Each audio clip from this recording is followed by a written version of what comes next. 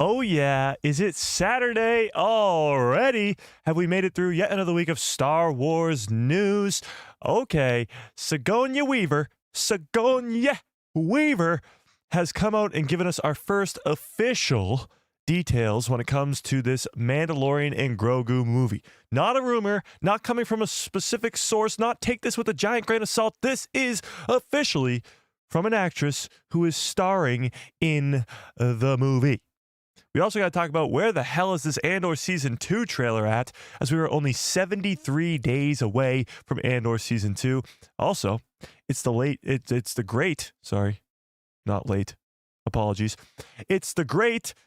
John Williams' birthday.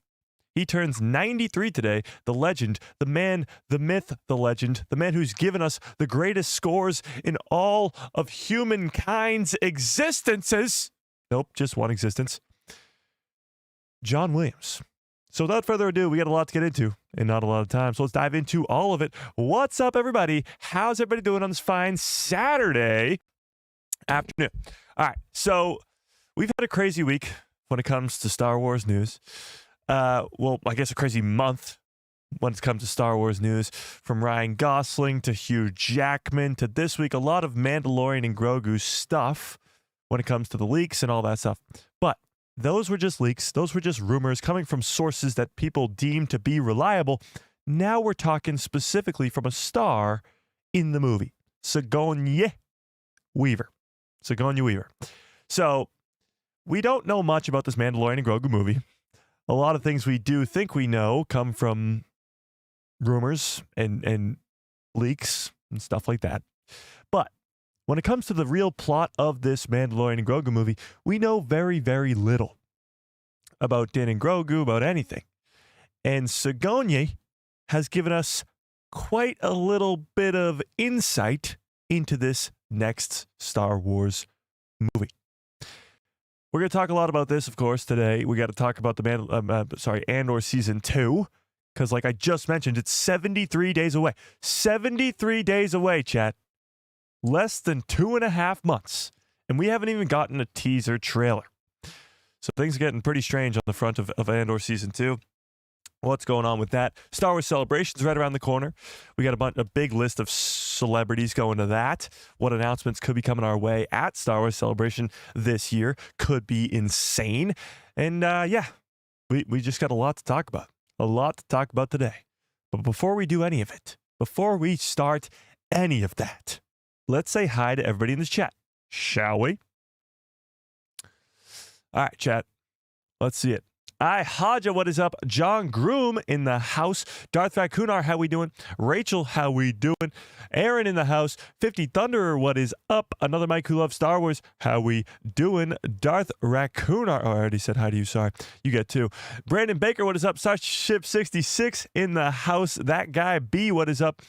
Cannibal the Dragon, how we doing? Brent, what is up? Stanley in the house. Nathan, what is up? Fearless, how we doing? If I missed you, you guys know the deal. Just yell at me in the chat. Let's give everybody a nice little Hello there. General Kenobi. Okay, so this interview, or I guess report, coming from Sigourney Weaver, talks a lot about details that we've never heard before when it comes to this Mandalorian and Grogu movie. But she also talks a little bit about her character specifically, not giving us anything like straight up she's this or she's that. She's a pilot or a general or anything like that. But she does tease at what her role is in this movie. And we've gotten reports about who she is, her character's name, and what her role is in the Mandalorian and Grogu movie. But do these reports line up with what Sigourney Weaver has to say herself? Well, let's dive into this, okay? So we got a report coming from about a month ago about Sigourney Weaver, about her character, a possible name for her character, and what it looks like. And then we're going to sort of see if it lines up with what Sigourney has to say, and we're going to get into what she says specifically in details about Grogu, the legendary Grogu, and we'll get into that. So, first things first, First thing is first. Let's put up a poll in the chat, shall we? Let's put up a poll in the chat. Darth Thor, what's up? Yeah, I like Saturday live streams because it feels like so many more of you guys can make it.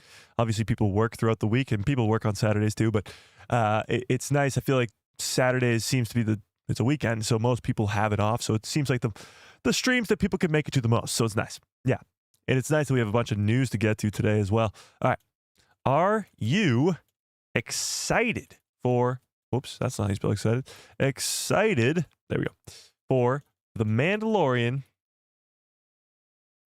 and Grogu movie? Yes or no? Where's the hype level at for this movie? It doesn't come out for another year and about 2-ish, 3-ish, 4-ish months. A year and about 3-ish months. So we got a whole year to wait for this movie. However, Star Wars Celebration is in April, and we'll probably get the first teaser trailer for this movie.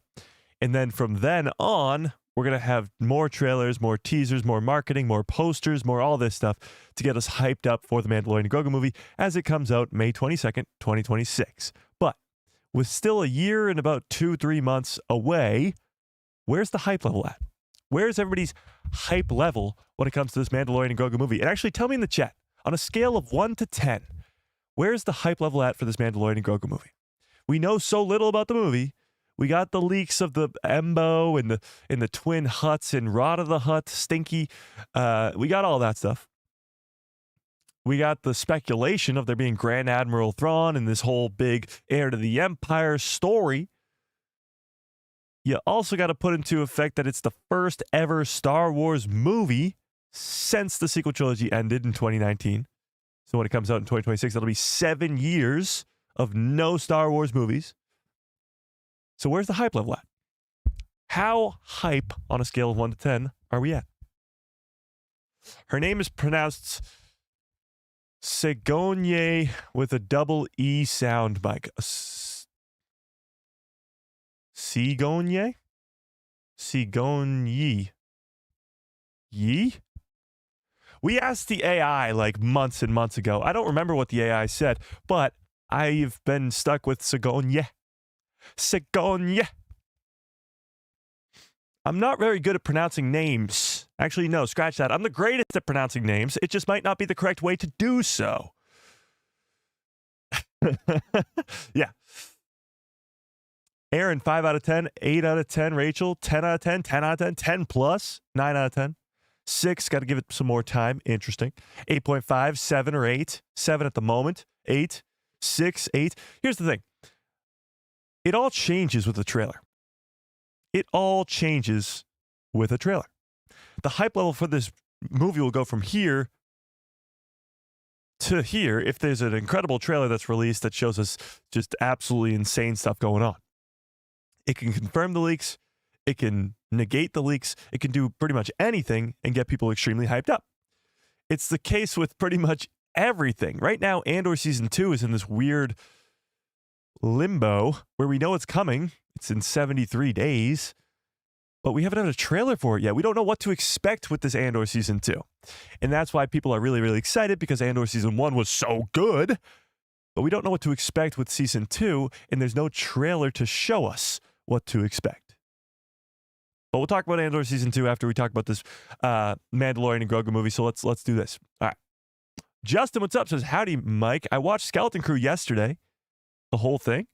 So much better on a rewatch. I plan on doing a rewatch of the sequel trilogy after I recover from my cough. Well, I'm sorry you have a cough, but I will say Skeleton Crew is a lot better on a rewatch. Obviously, when it was being released, it was really, really good, and I watched every episode probably 3 or 4 times a week.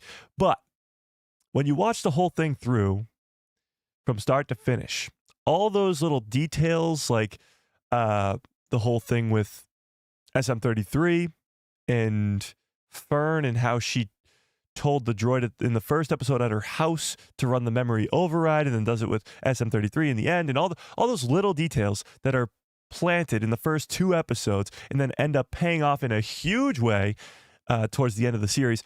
All that is really, really cool, and you remember it more because it's not 4 or 5 weeks ago. It's couple hours ago, maybe, if you're rewatching the whole thing.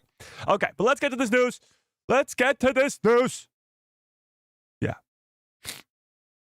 Another Mike who loves Star Wars says, before we get to this news, who in the chat is not a member but wants to join the Sunday live streams for Andor Season 1 watch parties, I'll donate a membership to one fan. Oh, and he just donated it. Hang on. Another Mike who loves Star Wars with a very generous gifted membership in Austin M gets the membership. Welcome to the people who love Star Wars.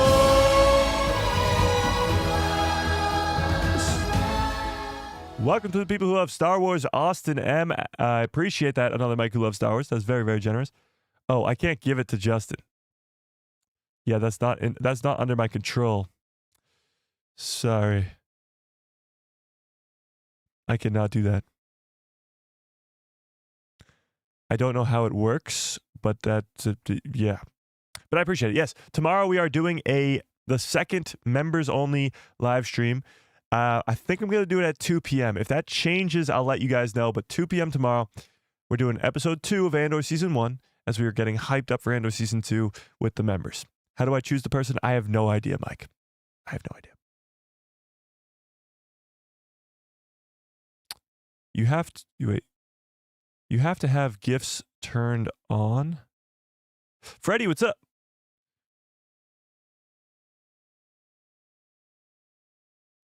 I don't know how the gifted membership stuff works, so I can't tell you. Okay.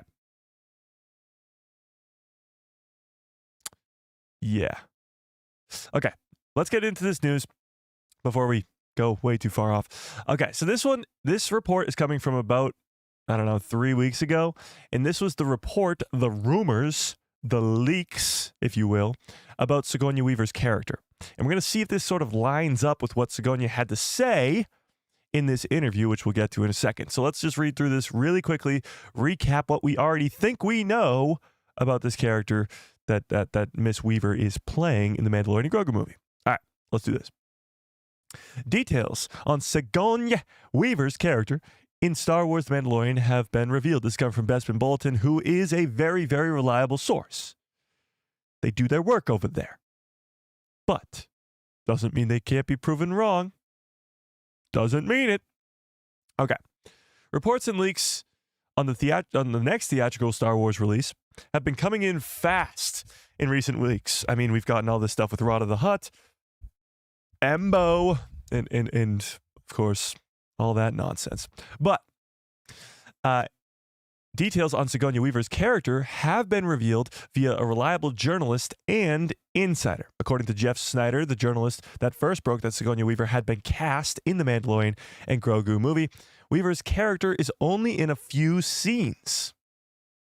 Interesting.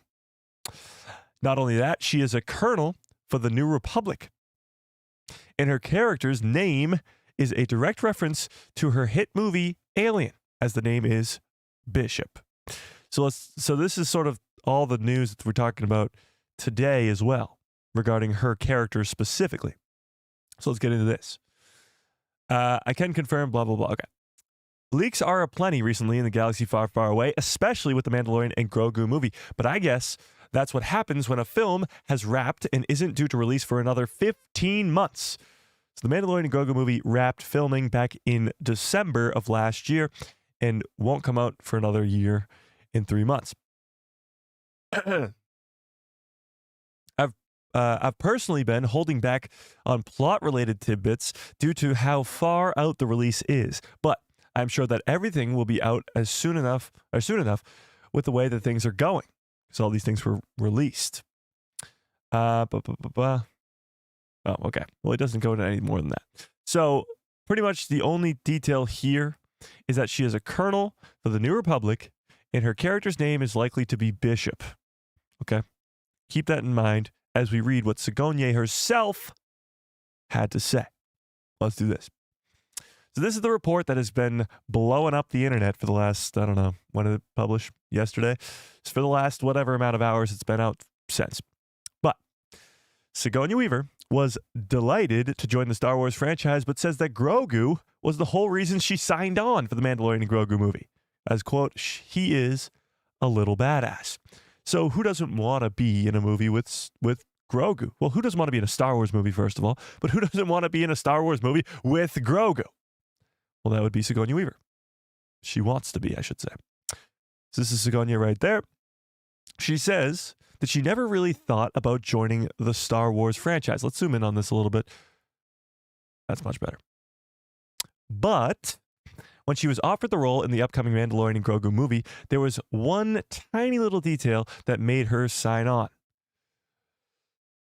Ugh, Baby Yoda. Incorrect. Grogu. I don't understand this.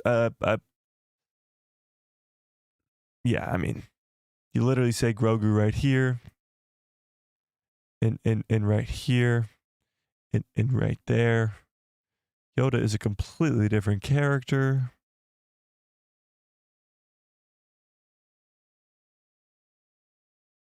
You're just making it more confusing, okay? Yoda is a completely different character.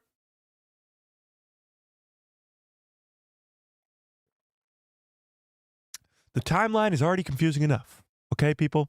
The timeline is way too confusing for normie fans to think that this is an origin story about Yoda. It can't happen. Can't happen. But having said that, Baby Grogu, if you will. This is what she had to say.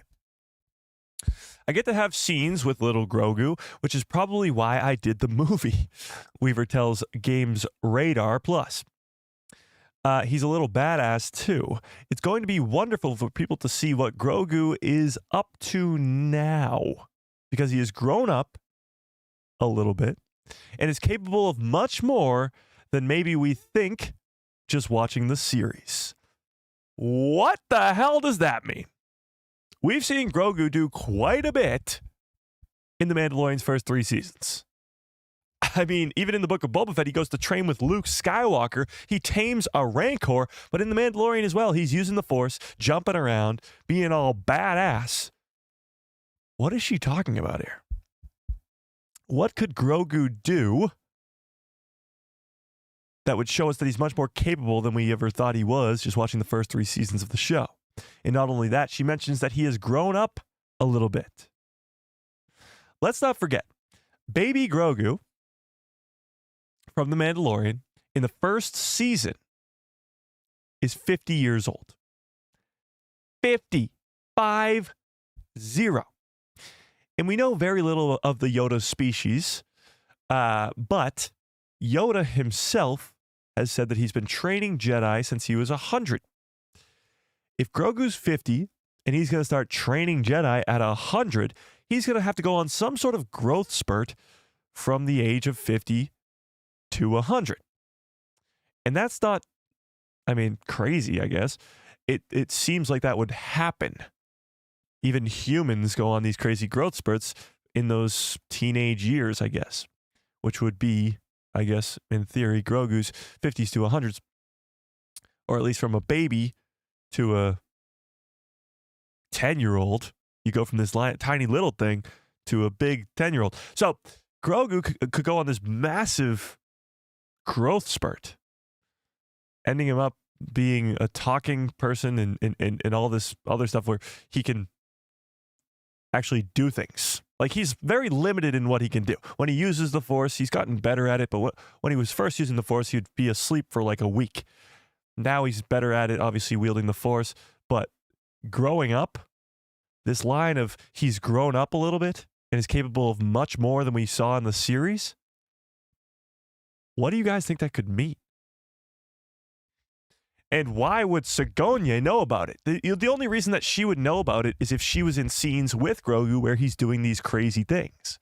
Because they like to keep their secrets. Even some cast members who are in the movie don't even know what's going on in other parts of the movies.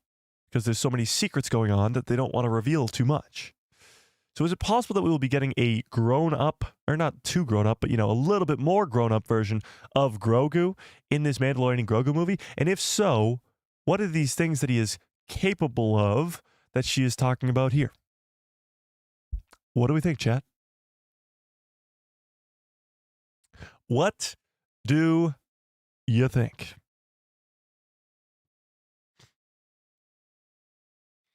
Oh, and while you put that in the chat, let me show you something really cool. So, if you're like, Grogu's not going to grow up that quickly,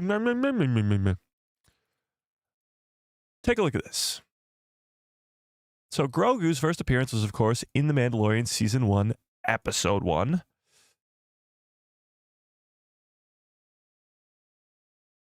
But some people haven't really noticed how quickly he has grown up already, just throughout the first 3 seasons of The Mandalorian. Take a look at this. So this is Grogu when we first... Actually, no, we'll start here. This is Grogu in The Mandalorian Season 3. I don't know why it's so far zoomed in. Hang on. What the? Why is it doing that?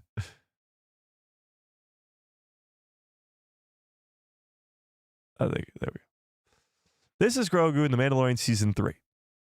Him in the IG suit. Him as Iron Man. This is Grogu in Season 3. Most people haven't realized this, but Grogu has grown up quite a bit since the first season. Look at that. He looks like an absolute baby there compared to that.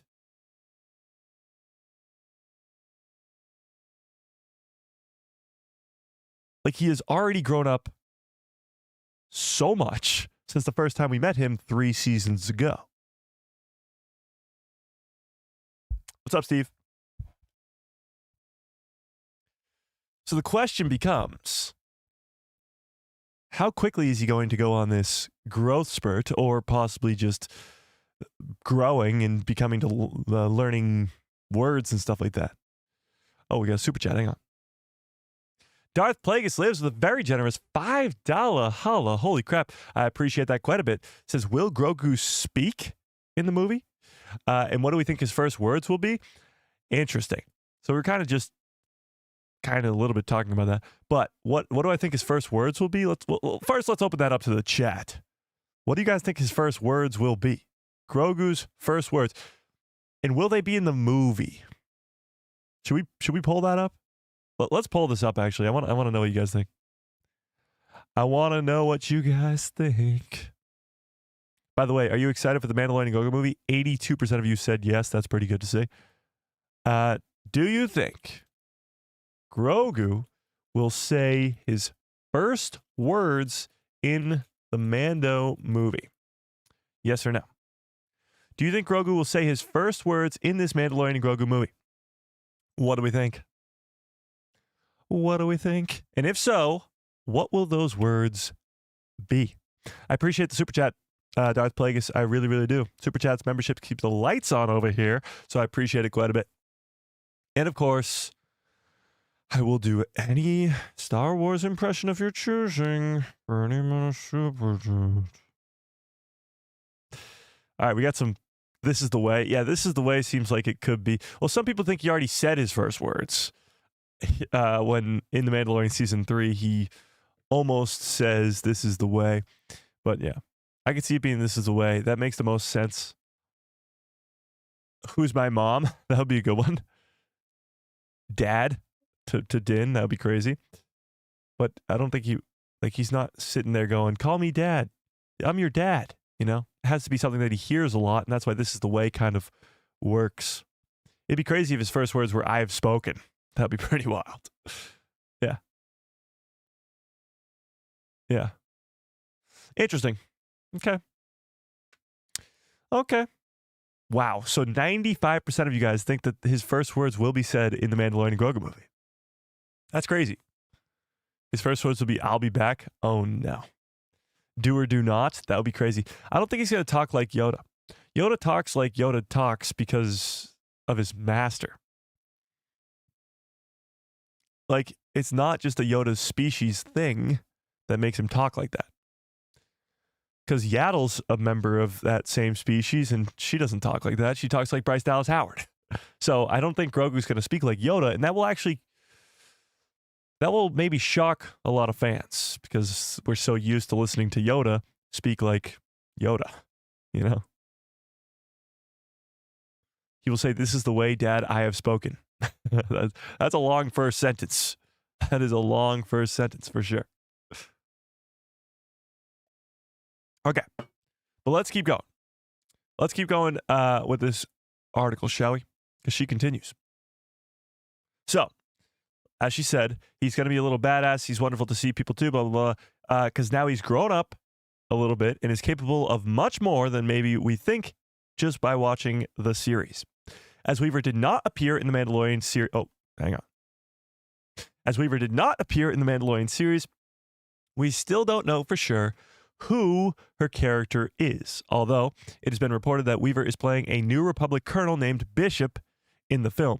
When asked for more on her mysterious role, Weaver said this: "I play a wonderful character who is, in a position of authority, and I have to send the Mandalorian out on a mission on the Outer Rim where all the bad stuff happens." So, with the information that we had from the leaks of her being possibly a colonel of the New Republic named Bishop, it's possible that this is lining up perfectly. That these reports, these leaks, I guess, are being proven to be true. Yeah. But she talks about sending the Mandalorian, Din Djarin, and Grogu out on a mission in the Outer Rim where the bad stuff happens. Now, what the bad stuff that is happening well, we can speculate about that till the cows come home. But I want to go to the first part of this. If she is a New Republic colonel and she is sending Din on a mission, that would stay with the reality where we know that Din and Grogu are. They're working for the New Republic now in the Outer Rim. But why would he not be working for Carson Teva? Why this mysterious new character? Will Carson Teva be in the movie? I would hope so.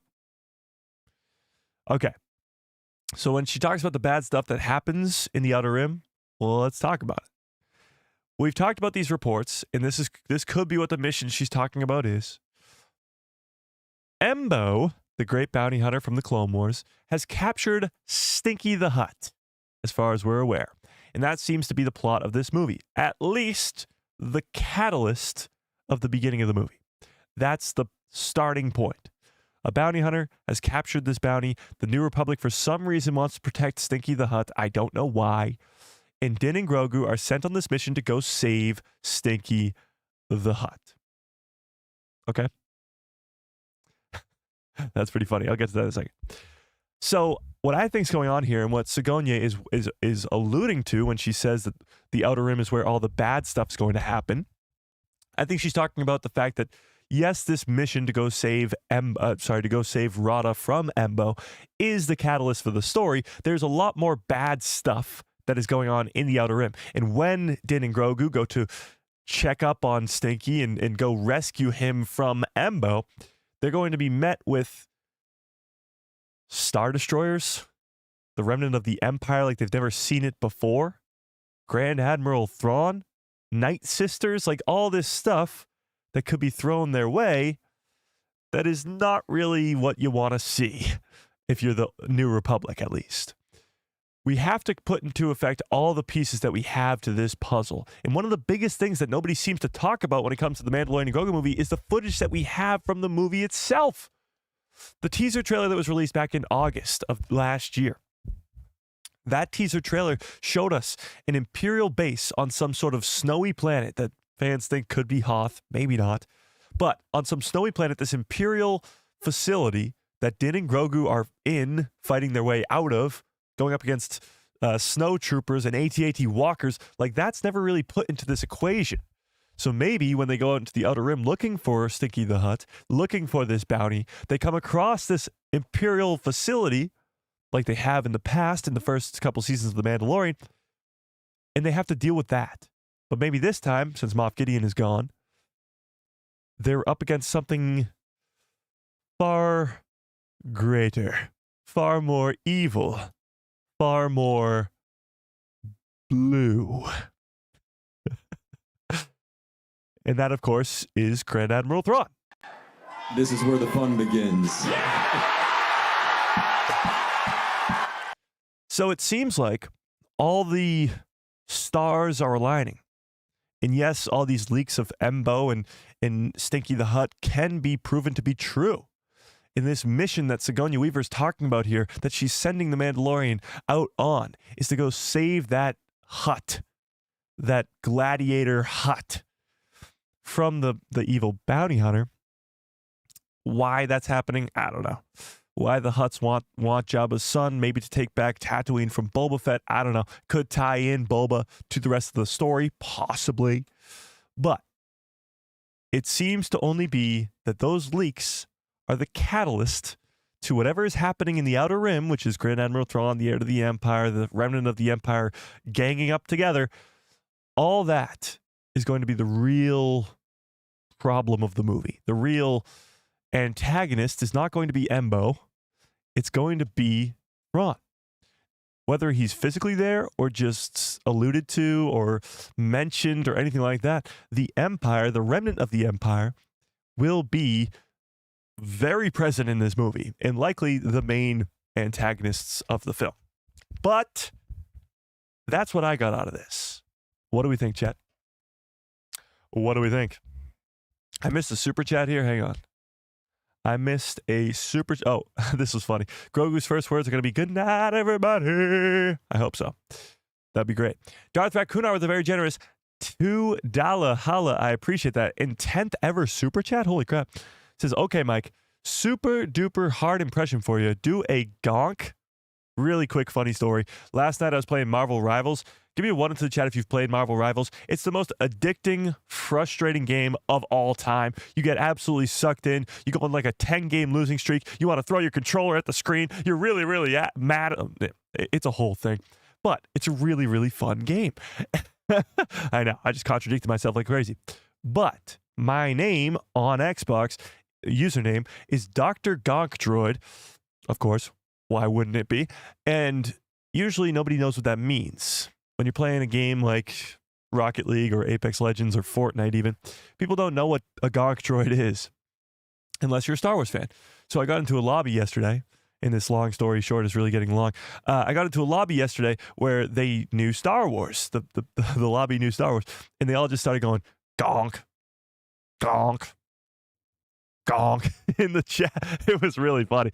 But that's my impression. I'm sticking to it. I appreciate it, Darth Rakunar. I really, really do. And holy crap, Mind of Lucas with a $10 holla. What the hell? $10 is absolutely extremely generous, and I appreciate it quite a bit. $10 is insane. It says Grogu suppressed his abilities in order to stay hidden. His suppression of the Force may have also suppressed his growth. Interesting.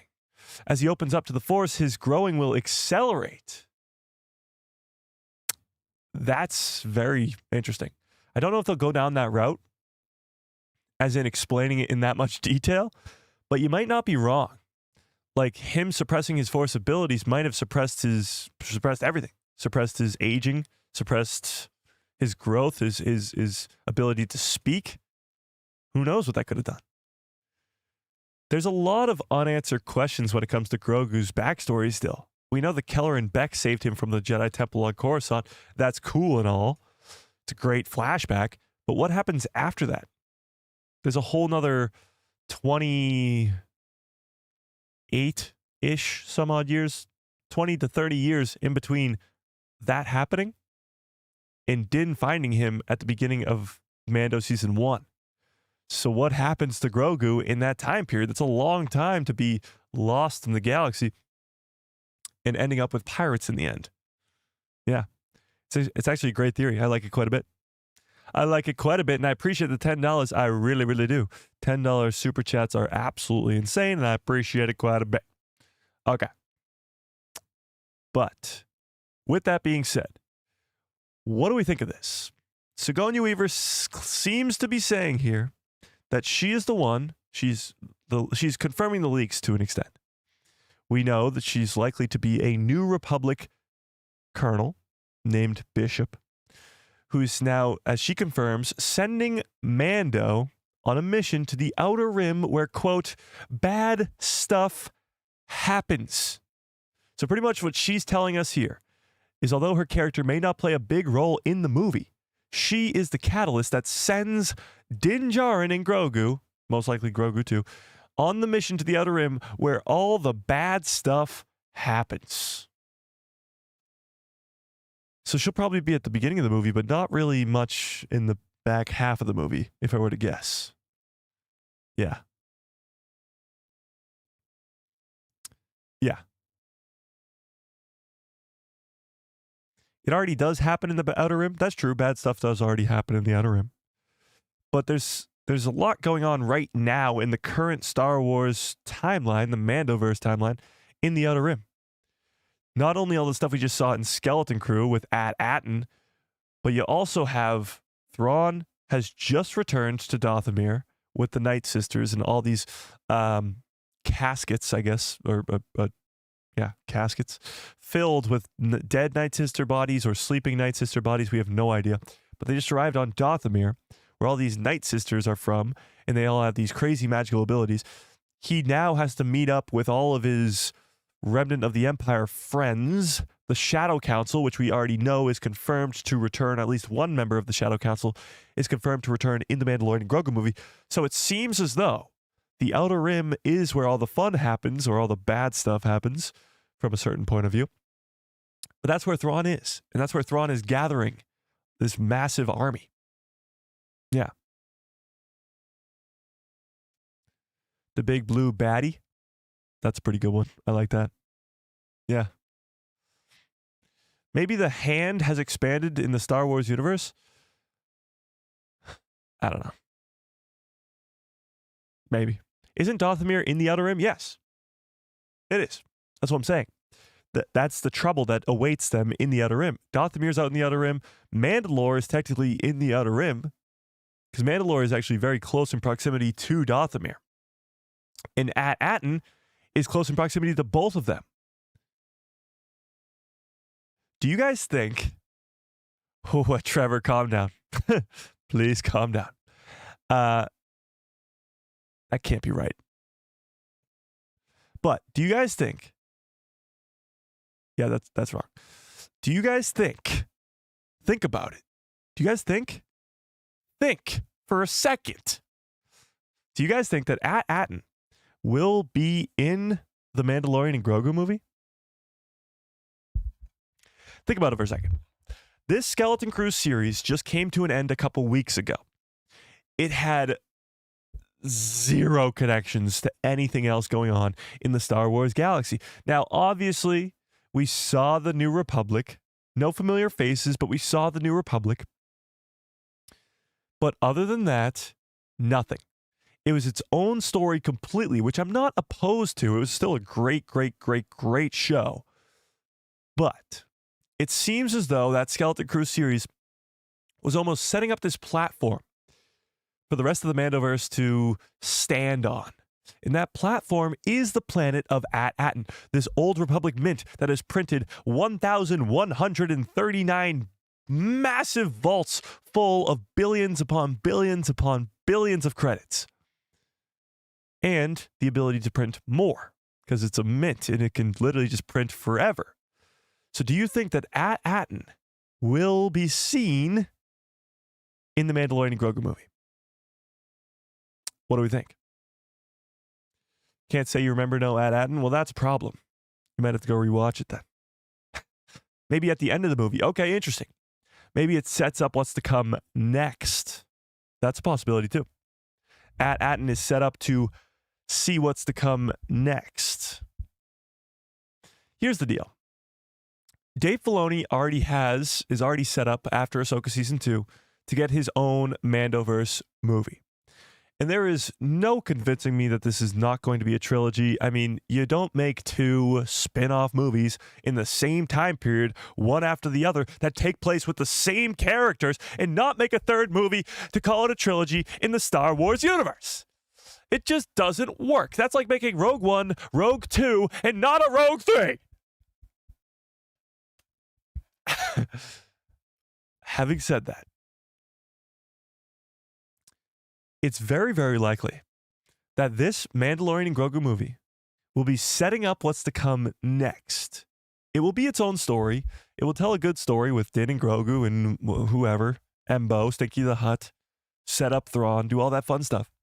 It'll be a great reintroduction for Star Wars to the big screen. But it will set up Dave Filoni's movie. Hopefully it'll set up Ahsoka Season 2 in some sort of way. I really don't know.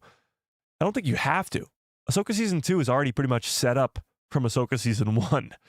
Like Baylan Skoll standing on the Mortis God statues looking out into the distance. Like, that's all the setup you need when it comes to Ahsoka Season 2. But, having said that, the Mandalorian and Grogu movie looks like it could be setting up what's to come after that. We don't know if there'll be a Skeleton Crew Season 2. Right now, it hasn't been confirmed. If it will be at Star Wars Celebration. Or if there'll be a Book of Boba Fett Season 2. If it will be, it'll be at Star Wars Celebration. But we don't know when Dave Filoni's movie's set to release either. If it is a Mando trilogy, it's likely that they will put either 1 year in between the movies or 2, because the sequel trilogy had 1 year in between movies. And you want to give it some time to breathe. Obviously, you want to give the proper time to make the movie. But, so let's say the Mandalorian and Grogu movie releases in May of 2026. Is Dave Filoni's movie then going to release in May of 2028? That seems like how they're going to go about this. Is it possible that we could be getting 2 Star Wars movies every year? One in May, one in December? It'll be very interesting to see how the Mandalorian and Grogu movie performs in the May slot. Because when you look at the sequel trilogy movies, they all released in December. And they all made billions upon billions of dollars. The Solo movie bombed because it released in May, but also it released around Avengers Infinity War, was it? Was it Infinity War? Yeah, Infinity War, right? Avengers Infinity War. So that had a lot to do with it. But you have to keep in mind, the Mandalorian and Grogu movie comes out next May. Do you know what else comes out next May? Chat. Do you know what else comes out next May? Do we, chat? Do we, chat? We should expect a movie every 3 years? No, you're definitely getting a movie a year. Avengers. Yes, another Avengers movie. Avengers Doomsday. Now, here's the deal. Marvel has been on a steep decline, viewership-wise and just, I guess, quality-wise. From 2008 to 2019, it was just straight bangers all the time. They had a little bit of a fall-off. I mean, here's the deal. I still think that Loki is probably one of the greatest things they've ever created, and that just happens to be after Endgame. But will Avengers Doomsday do exactly what Avengers Infinity War did to Solo to the Mandalorian and Grogu movie? Putting these two massive franchises next to each other in the same month might not be a good thing. It could be. It could be. But it might not be.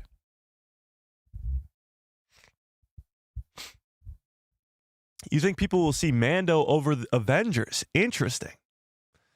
Interesting. Every 3 years was the original trilogy, right? Yes. And the sequel and the prequel trilogy too. Yeah. So because it's 77, 80, 83, 99, 2002, 2005. So yeah, every 3 years was the original trilogy and the prequel trilogy. I feel like now the human attention span has gone completely out the window with stuff like TikTok and YouTube Shorts and Instagram Reels, and everybody's attention span is like so fast. And if you were to wait 3 years for a movie, it's almost like people would just forget to an extent. But maybe I'm wrong. I don't know. Yeah.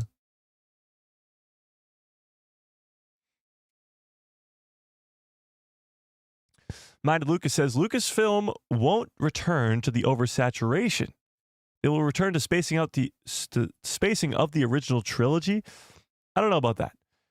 I think going to one movie a year is your best bet. Because like I said, things are way different now.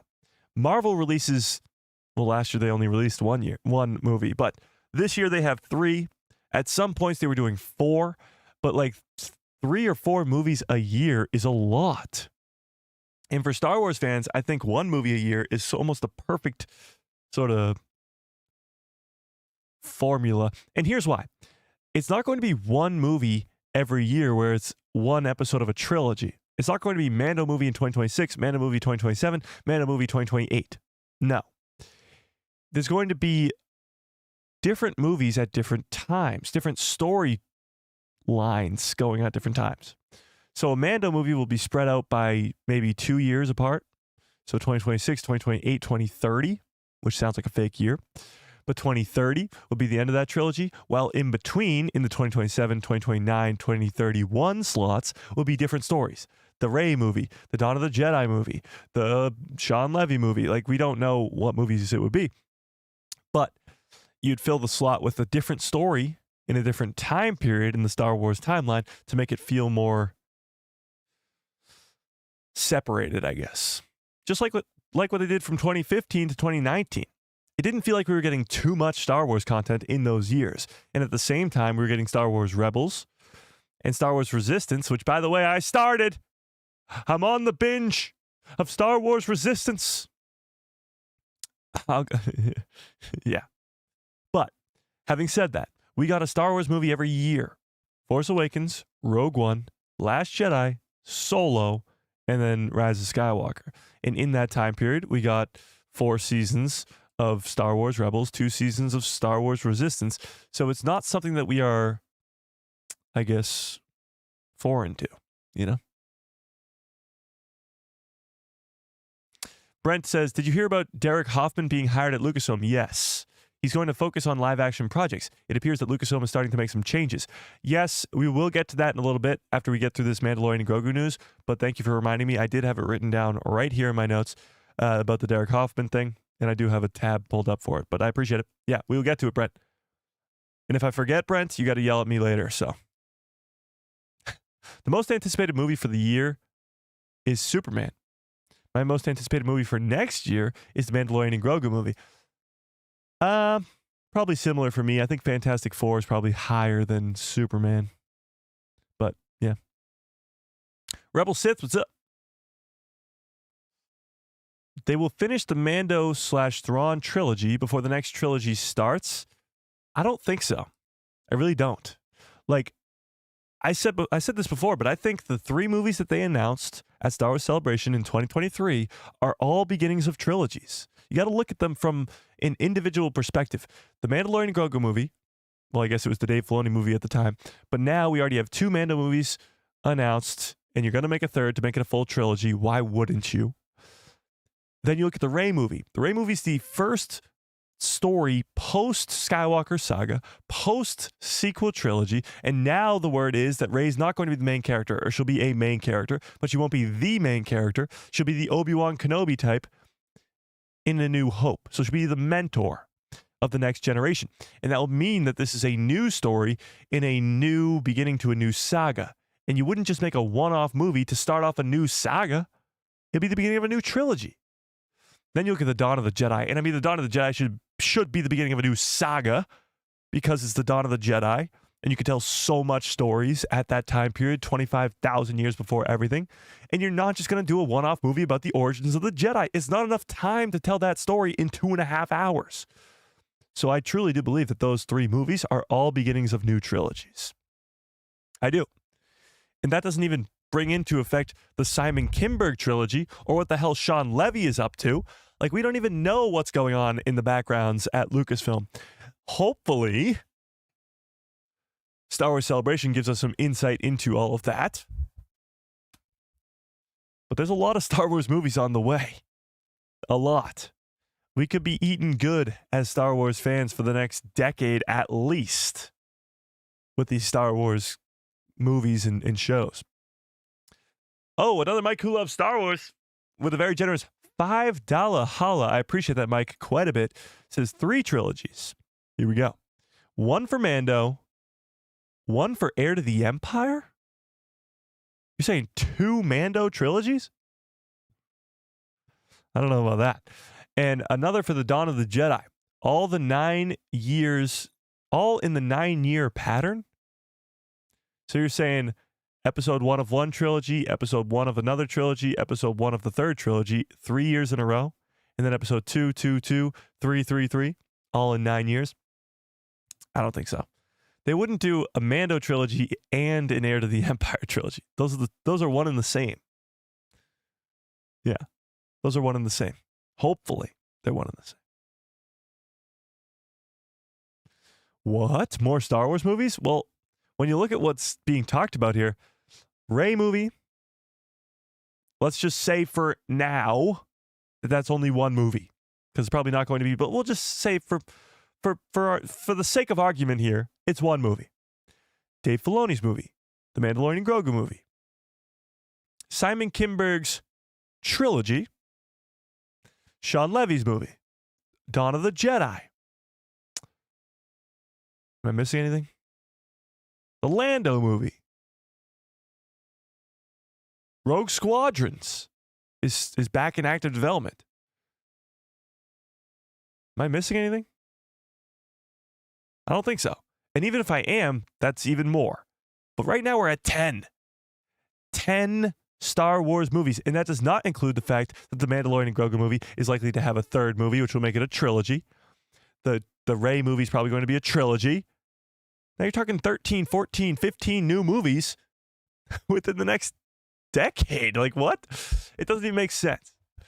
So some of those movies might not pan out. But, yeah. We'll see.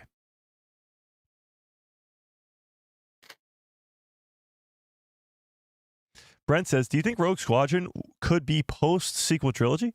I want to see Wedge and maybe Poe Dameron forming a new team of X-Wing pilots. Honestly, I think they've reworked Rogue Squadron into the Carson Teva movie. Or maybe, I think it'll be New Republic. It will be Mando bound, but I don't know. I really don't know. It could be like Battle of Jakku or something, which would be cool. Or something like that. I don't know. I really have no idea. They could do whatever they want, really, with that movie. Poe Dameron would be cool. Yeah, true. Oh my God, Mind of Lucas with a very generous $5 holla. You guys are feeling extra generous today. I appreciate it quite a bit. Says, what do all these movie plans mean for the live action plans on Disney Plus? They can't do both. Well, here's the thing. They definitely can. Okay, so if you're doing one Star Wars project a year, one Star Wars movie a year, there's still 11 months. I guess 11 months. Because you want the whole month of that movie being released to be all about that movie's release. Like, you want all the marketing to be about the release and all the people going to see it in the movies and all that stuff. So you don't want to distract from that. So let's say it takes up a whole month of the year, that movie being in theaters for the whole month and all that stuff, the marketing and everything. So for the next other 11 months of the year, you got to fill it with something. They're not going to stop animated projects, obviously. They got 2 in the chamber, at least from what we hear. They're ready to go with 2 more animated projects. And with the movies, with the live action shows, they already have Ahsoka season 2 lined up. They're probably going to announce a second season of Skeleton Crew if things go according to plan.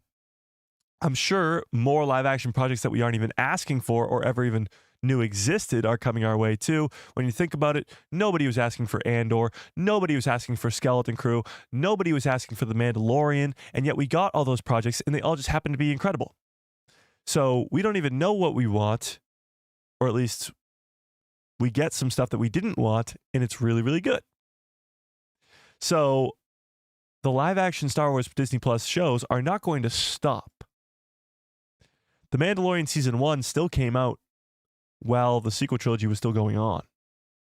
Yeah. The The Multiverse is Broken says 1 live action movie, 1 live action series, and 1 animated series, and maybe a few mini animated series. Sounds like a good plan. It would be great.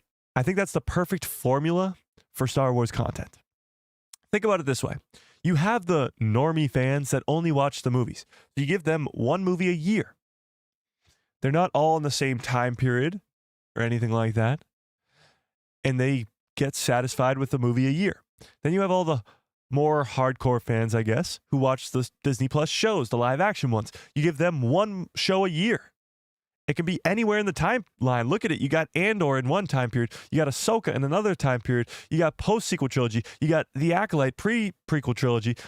The Dawn of the Jedi is coming into the mix. You can go Old Republic if you want. And then you have the animated stuff. You can go Clone Rebellion. You can go 7 seasons of a Luke Skywalker Jedi Temple show. You can do whatever you want. I think 1 a year for all 3 is the perfect formula. The perfect formula. Especially if you get shows like The Mandalorian, like Rebels, like The Clone Wars, that can go for multiple seasons. Because then you can have fans anticipating the next season every single year. We can get back to what it's supposed to be like. Yeah.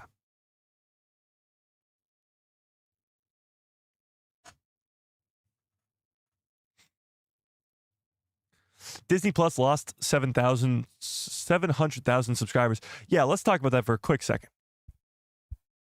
So a lot of people are like, oh, this is that. Obviously, that's bad. You don't want to lose 700,000 subscribers in 2 months, clearly. But look at what's going on Disney Plus right now. Nothing. Literally nothing. So I'm keeping Disney Plus because I go back and rewatch all the Disney shows, all the Marvel shows, the Star Wars shows, and all that stuff. I'm watching Resistance right now. But if you're a person who only watches new shows on Disney Plus, why would you keep it? Why would you keep it? There's nothing coming out right now. Literally nothing. Nothing. Nothing. So here's the deal. Like Brandon just said, Daredevil Born Again comes out in March. So that will be a big boost. Andor Season 2 comes out in April. So from March to April, you'll have Born Again coming out week to week. Then you'll have from April to July, pretty much, you'll have Andor coming out week to week. So, yes, this big fall off is crazy and it shouldn't happen, but there's nothing coming out right now. So, until that stuff starts to come out, because Daredevil is going to be enormous, Andor Season 2 is going to be enormous, those people will come back. But it's like people are just blowing it so completely out of proportion. Yeah. Okay, but let's finish up this article about Sigourney Weaver. We got so completely sidetracked for like 20 minutes there. Okay, so as she was saying, I play a wonderful character who, is in a position of authority, and I send the Mandalorian out on a mission to the Outer Rim where all the bad stuff happens. Possibly Grand Admiral Thrawn, possibly Atten, possibly all that fun, cool stuff. Night Sisters, Imperial Remnant, all that cool stuff. With so much experience working on big sci-fi franchises like Alien and Avatar, it was surprising that Weaver didn't join the galaxy far, far away sooner. As she says this, I admire Star Wars, but I don't sit around wishing I was in another franchise because I've been so lucky to be in some wonderful ones. But at the time that I was offered it, I was delighted. I'm a great fan of Jon Favreau, and I was already a fan of The Mandalorian show. This is pretty important. Obviously, John is spelt incorrectly here, but this is pretty important. Jon Favreau coming over to Star Wars and sort of reigniting the fandom in the hype for Star Wars movies, let's put it. He's a big name in Hollywood. He's gone from Marvel. He's done comedies. He's done serious films. He's done Disney animated live action films like The Jungle Book. He's done, of course, the MCU. He's very well known across Hollywood.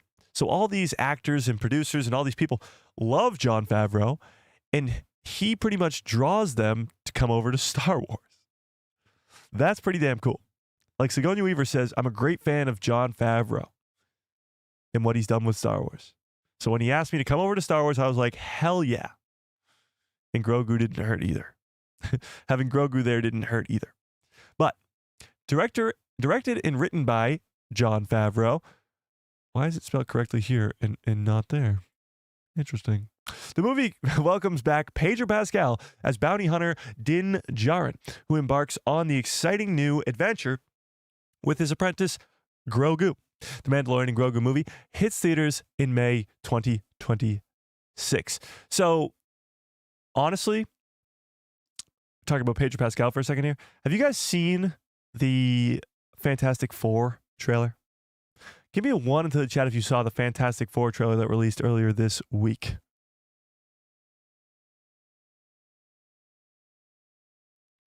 Did you guys see that trailer? So, I'm really excited for Fantastic Four. It's my most anticipated movie of the year. And obviously, it's not a Star Wars movie, but what do you guys think of Pedro as Mr. Fantastic? It's been met with some divide on the interwebs. But what do we think?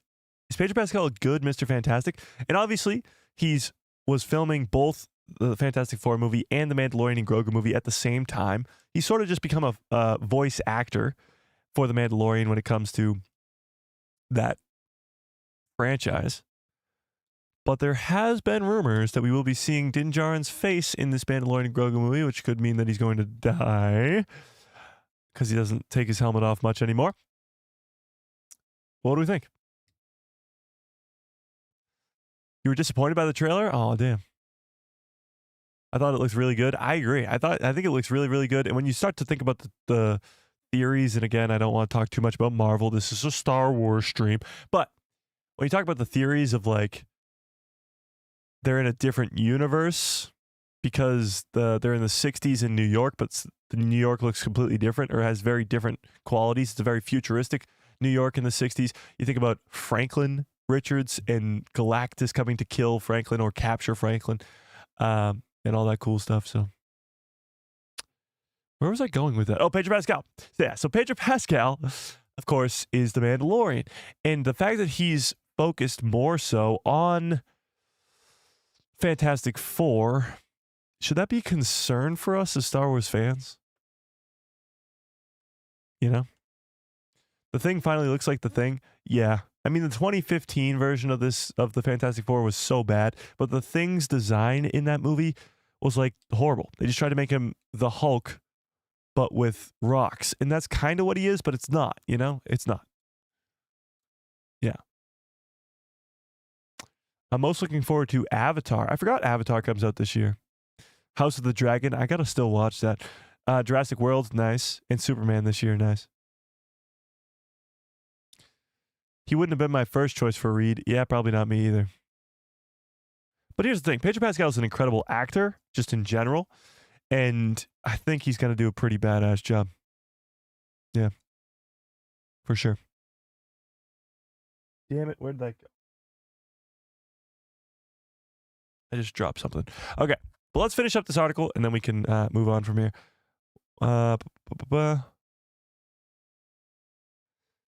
Actually, no, she goes on to talk about something completely different. So that's all she has to say about this whole thing. And it's got the Star Wars fandom and just news for Star Wars running wild with all the stuff that she talks about with Jon Favreau and her role in the show. And, of course, how much she loves Grogu. A little badass that's going to be growing up quite a bit. Or a little bit, sorry. And capable of much more than we saw in the series on Disney+. So that's pretty cool. Sigourney Weaver, I don't think her role is going to be that big, honestly.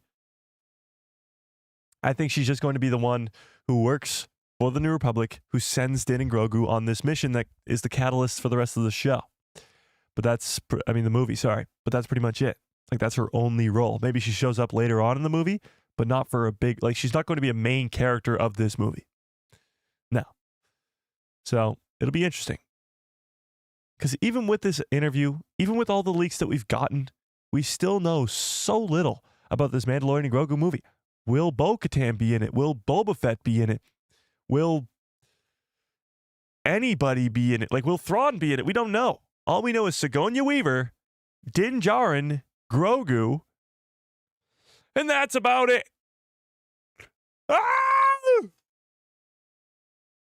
Ah! Stretch. Okay. Midstream stretch.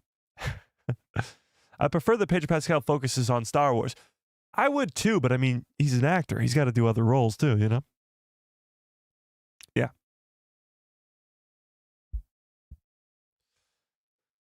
He's doing voice work mostly for The Mandalorian. True. I don't think I could tell you where Pedro Pascal's main focus falls. I can't wait. Fantastic Four is a vitamin in your imagination? What? I don't think we will ever see Grogu grow up appearance-wise. Although in the post episode 9 stuff, I think he will be there and look a lot different. Well, to combat that, I kind of bring up this again. He's already been growing up in front of our eyes. This is Mando Season 3, and this is Mando Season 1. He's already grown up quite a bit throughout just the 5 years he spent on Disney+. So Grogu's already grown. Pretty good amount. In size-wise, he's grown, and just in his abilities of wielding the Force, and of course, appearance, he looks a lot older. Yeah, I know, right? You almost forget what he looked like when you first met him. He looked like an absolute baby, like literally a baby. And now he looks a lot older. And he's capable of doing a lot more.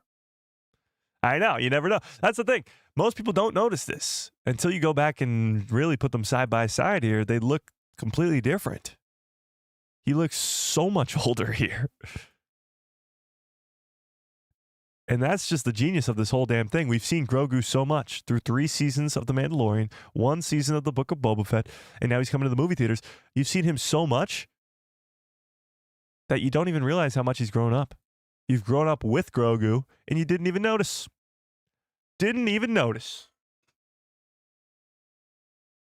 Crazy. So the sort of grown-up version of Grogu that could be seen in this Mandalorian and Grogu movie, it probably will look similar to this, but it will look very far away from this. You know? Yeah. Pretty wild. Pretty dang wild. Yeah. Okay. So we talked about that. Yeah. All right. So should we talk about this other stuff? Let's do it. I mentioned this at the top of the stream, but let's give a big happy birthday shout out to the legend, the man, the myth, the legend. Probably George Lucas, of course, created the whole damn thing. But if it weren't for this guy, Star Wars would not be what it is. It'd be a great sci-fi film, but it would not be anywhere close to what it is. Can we get a big happy birthday in the chat, a bunch of happy birthdays in the chat for John Williams? 93 today, John Williams, the GOAT. Not only did he create the greatest soundtrack of all time in Star Wars, but he's also created soundtracks that you've probably heard a million times. Maybe you don't even know it was John. He did Jurassic Park. He did Superman. He did even the early Harry Potter films. He did Indiana Jones, of course. He did E.T. He did Schindler's List even. He did everything. So the man, the myth, the legend turns 93 today. And a huge happy birthday to him. Oh, did I miss a super chat? Oh, shit. Hang on. I missed the super chat. Hang on. Oh, 50 Thunder with a very generous $5 holla. I appreciate that quite a bit. Says Mike, how about an impression of everyone's favorite spy for the Empire? What? Okay. Please, Mike, it'll be sensational. Many thanks. Gary? I don't even know what you're talking about here. Favorite spy for the Empire? Hang on. Let's look it up.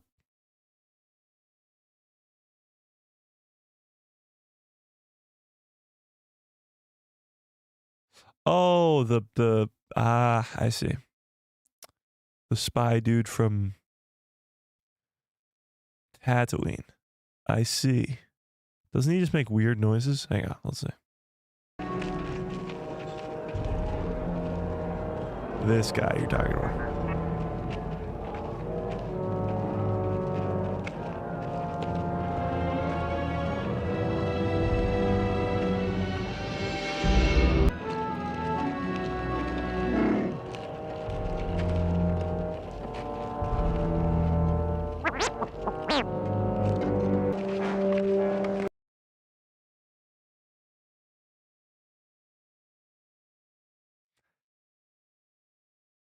How am I to make that noise?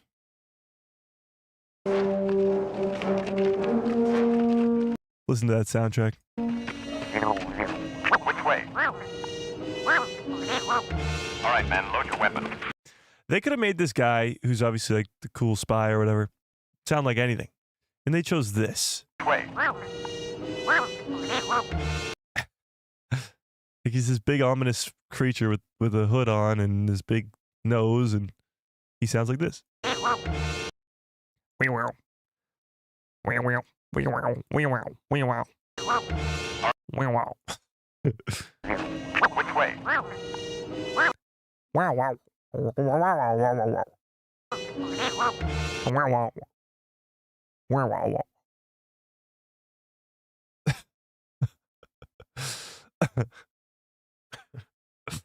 I don't even know anymore. I don't know anymore. Okay. But I appreciate it, 50 Thunder. I really, really do. Super chats, memberships keep the lights on over here, so I appreciate it. If you guys are not yet a member, we have a members-only live stream tomorrow, our second ever members-only live stream, where we're watching episode 2 of Andor, as we get hyped up for Andor Season 2. Damn it. Can we get some good cups full of orders in the chat, please? Bum-ba. It's the Charlie Brown sound. Yeah, like all the adults in Charlie Brown, they're like, wah, wah, wah, wah, wah, wah, wah, wah, wah, wah, wah. You know? Okay. But, having said that, it is John Williams' 93rd birthday. Huge happy birthday to the man, the myth, the legend, the GOAT himself, John Williams. I mean, at least once a month, I go turn on Empire Strikes Back, go to where Luke is training with Yoda, and I just listen to him pulling the X-Wing out of the swamp on full blast as loud as I possibly can, because it is the greatest ever. And if you have not done that, I would recommend. Also, the other one you can do the same is when Luke, the twin suns, when Luke is looking out at the twin suns in A New Hope, full blast. Full blast. The build up on both those scenes, just the one horn where it's like, dun, dun, dun, dun, of course. But then it goes to this whole orchestra at the same time. It's the same thing with Yoda bringing the X-Wing out of the swamp. It's just this full blast. Full blast. But it is his birthday today. So we talked about this Mando stuff, but let's talk about this. Somebody brought this up earlier. I believe it was Brent. But let's talk about it. Derek Hoffman has been appointed Lucasfilm's new Vice President of Development and will oversee live-action projects. Hoffman worked on each film in this X-Men franchise, in addition on shows like Legion and The Gifted. So, what does this really mean? Vice President of Development. So obviously it tells us here that he will oversee live action projects. Now, overseeing live action projects is obviously not creating live action projects. It's much like what Dave Filoni's new role or semi-new role is at Star Wars. He's the chief creative officer. So he has control over all creative output from Star Wars' media. That means everything. Animation, live action, movies, shows, comic books, anything that is canon Star Wars goes through Dave Filoni. This is a little different. This is specifically live action projects and somebody to oversee all of it, which is a good thing if I do say so myself. And the reaction to this is pretty good for the most part. You see a lot of people very, very fond of the show Legion. I've not had the chance to watch it myself, but people are very fond of that. He worked on each of the films in the X-Men franchise. X-Men has more hits than it does misses, but yes, it does have a lot of misses as well. The later movies, I should say, seem to have missed quite a bit. But even still, you have people who have come off that franchise that have been very, very good. I mean, Kevin Feige himself worked on all those movies as well. Having said that, this does seem like sort of a shift over at Lucasfilm. It's a shift in almost the right direction, so to speak, where fans seem to be happy about this news. Yeah, that's what it seems to be. Yeah. Didn't he work with someone who worked on Andor or something? I don't know. I don't know, actually. Let's check out the comments here. Is it significant? There you go. Congrats to him. In other words, keep the costs of live action shows in line. So honestly, this is something that probably is an issue over at Lucasfilm. When you look at the budgets of all the live action projects, they're very, very high. Obviously, it takes a lot to make a Star Wars show or movie. And when you're making a show, it's 8 episodes. It's about 30, 40 minutes per episode. You're talking about making 3 or 4 movies to make the show. So it's going to cost a lot of money. But you have certain instances like The Acolyte or Andor Season 2 and 1 where it costs far too much money for the output that is streaming numbers. Andor Season 1 costed more than The Acolyte by a little bit, or by a lot of it, but the two of them did not get enough views for it to be almost worth it, you know?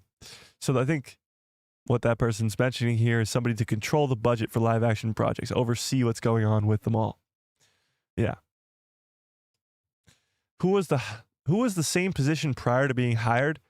Aaron says he replaced Rain Roberts. I don't even know. I don't know. Let's see what else.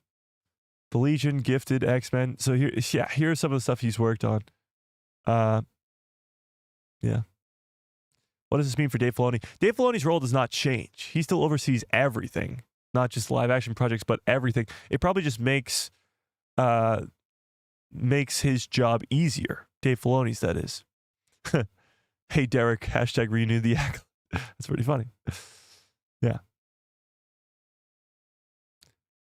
I love Legion. That seems to be the biggest thing is people seem to like Legion. Yeah.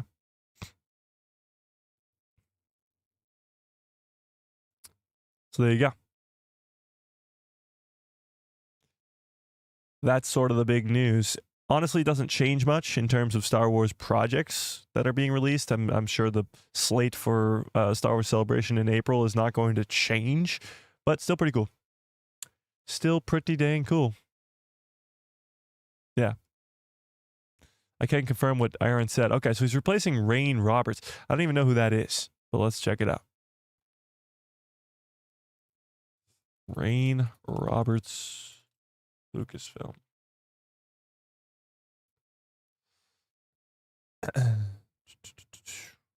Rain Roberts is a development and production executive for Searchlight Pictures. Prior to Searchlight, she was an executive producer for Lucasfilm. So she hasn't been with Lucasfilm? Hang on.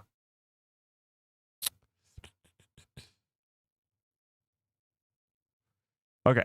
So Rain was the executive producer, was instrumental in development and production of Star Wars The Force Awakens, Rogue One, Last Jedi, Solo, and the Disney Plus series The Acolyte. I see. So let's see. Yeah. So this seems to be why she is gone and we've gotten somebody else new in. The most divisive Star Wars projects of the last 50 years are The Acolyte and The Last Jedi, and she was instrumental in developing both of them. Yeah. But I mean, it's not all bad news. She also developed Rogue One and The Force Awakens, which I think are really good, and Solo as well. But I wonder who developed and produced all the other Disney Plus shows. Well, I guess it would be Dave and John, right? Yeah, I guess. I suppose. Well, now she works at Searchlight Pictures, which I don't even know what that is. But now she's been replaced by our new boy, Derek Hoffman. So it seems like good change. I don't really know. I mean, I don't know how much impact this will have on any future content that we are going to receive from Lucasfilm, but it does seem like good news to me. Just from a outside perspective looking in. Yeah. Is Kathleen Kennedy getting ready to retire? It could be that. Like, could be sort of ushering in the next sort of people in charge, as Kathleen Kennedy is probably looking to retire. She's had such a long, successful career. Yeah.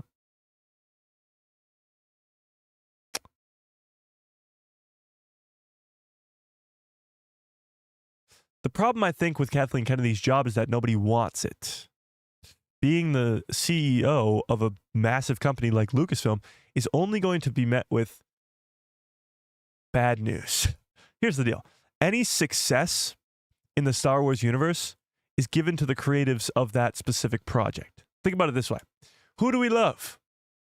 Dave Filoni, Jon Favreau, Tony Gilroy. People who are the creatives on those specific projects. Who does everybody seem to hate? Kathleen Kennedy. Like, only the CEO only gets the bad end of the stick. She also did the same job on those projects that everybody loves that she did on the projects that everybody doesn't love, but she gets the hate for the ones that people don't like and doesn't get the love for the ones that people love. So nobody wants that job. Who would? I wouldn't want that job. You get the shit end of the stick every single time. Whether it's a success or a failure, you get the bad news because you're the CEO, which comes with the job, but that would mean that nobody wants the job. Now, you could replace her with somebody so beloved by fans like a Dave Filoni, but even still, I don't think he wants that job. You know?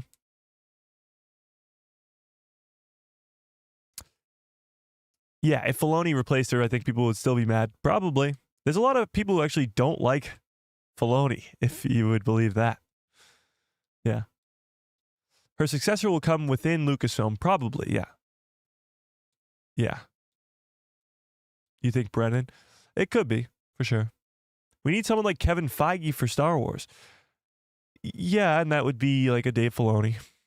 Kevin Feige's a diehard Marvel fan who worked on Marvel projects like the X-Men and the Fantastic Four, early Fantastic Four movies, and then he finally got the reins and made the MCU. So you could be saying the same thing with Dave Filoni. He was a diehard Star Wars fan, got to work on Star Wars projects like the Clone Wars, and then he got to create his own projects like Rebels, and then he created this Mandoverse era with his good pal Jon Favreau. So actually, it's the exact same story because Kevin Feige made his MCU debut with his good pal Jon Favreau, so it's pretty much the same equation at the same time.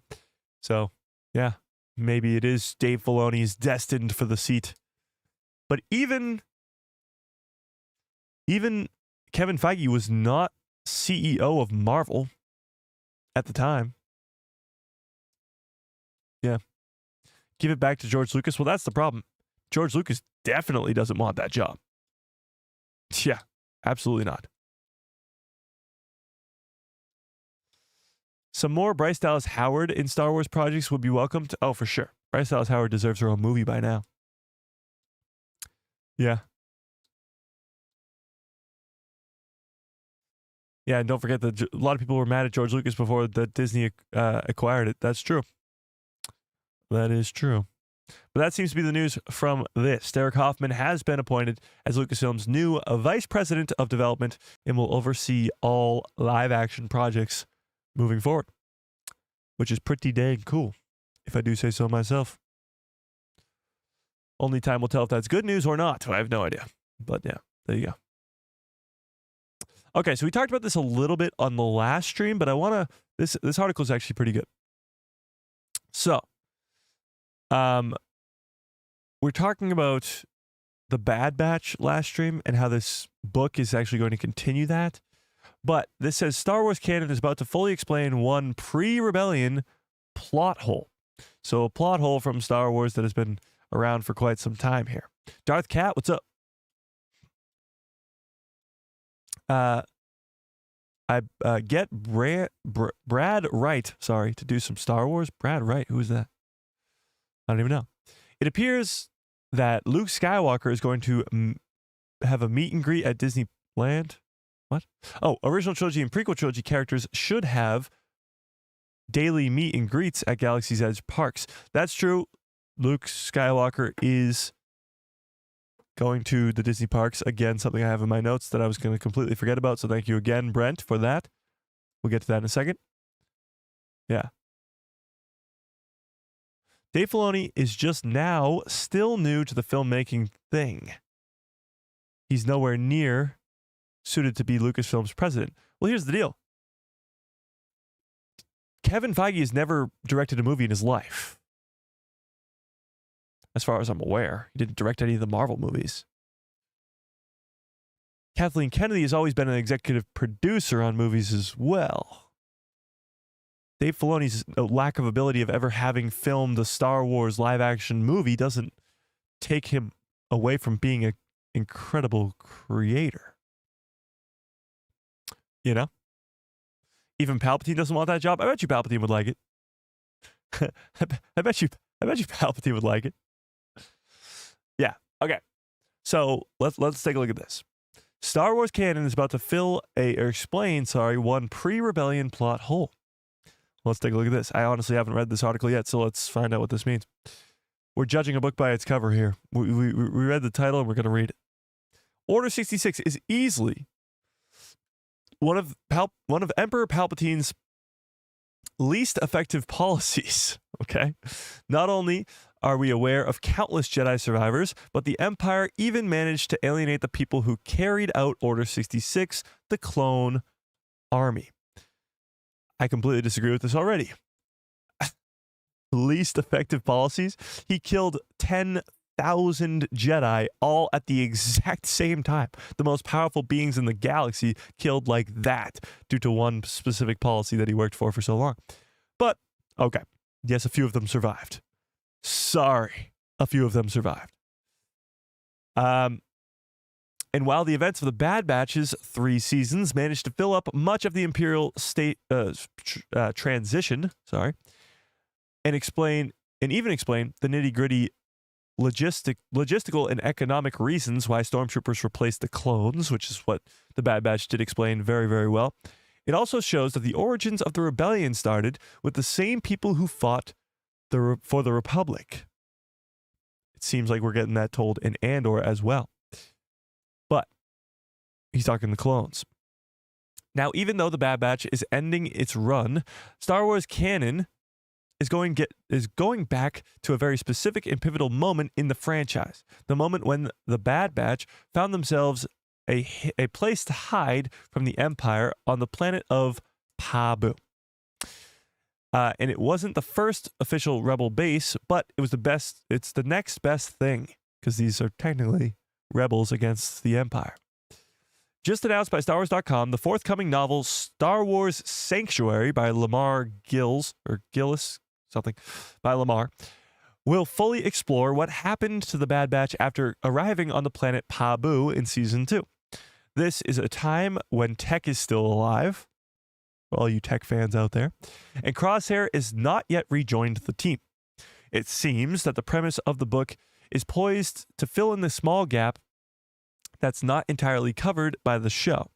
In the episode titled Pabu, one of the settlements on the planet gets hit with a large tsunami. But what happens after that? How did Pabu recover?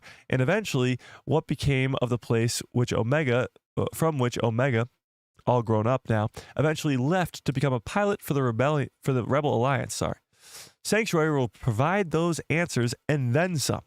According to the description from StarWars.com, the book will initially focus on Hunter's relief that it seems as though the small family might have finally found a safe place to land, far from the increasingly vigilant eyes of the Empire. But this potential new island home is in desperate need of some resources, if there is any hope of the fledgling community to recover from the devastating sea wave, the tsunami that hit them.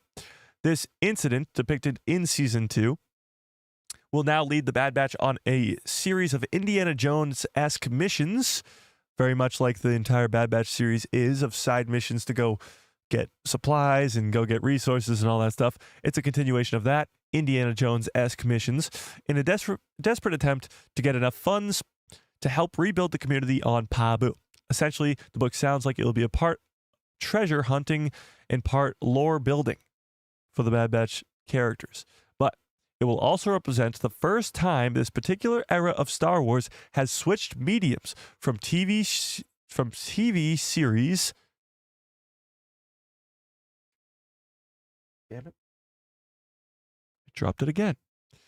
To Bruce? What are they talking about here?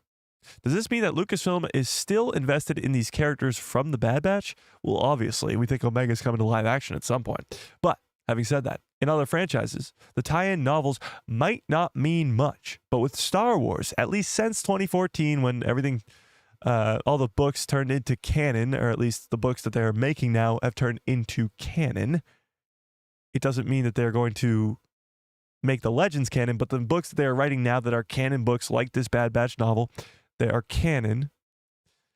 Since 2014, everything that happens in novels counts. It counts towards the canon of Star Wars, which means any new revelations or connections to other aspects of the franchise will also be relevant to the larger Star Wars tapestry. So the events in this book, I don't know where that went, in this canon novel of the Bad Batch's story will also have an effect on the characters themselves. If we do see Omega in live action, this story could play a part in that. And this is Omega all grown up here.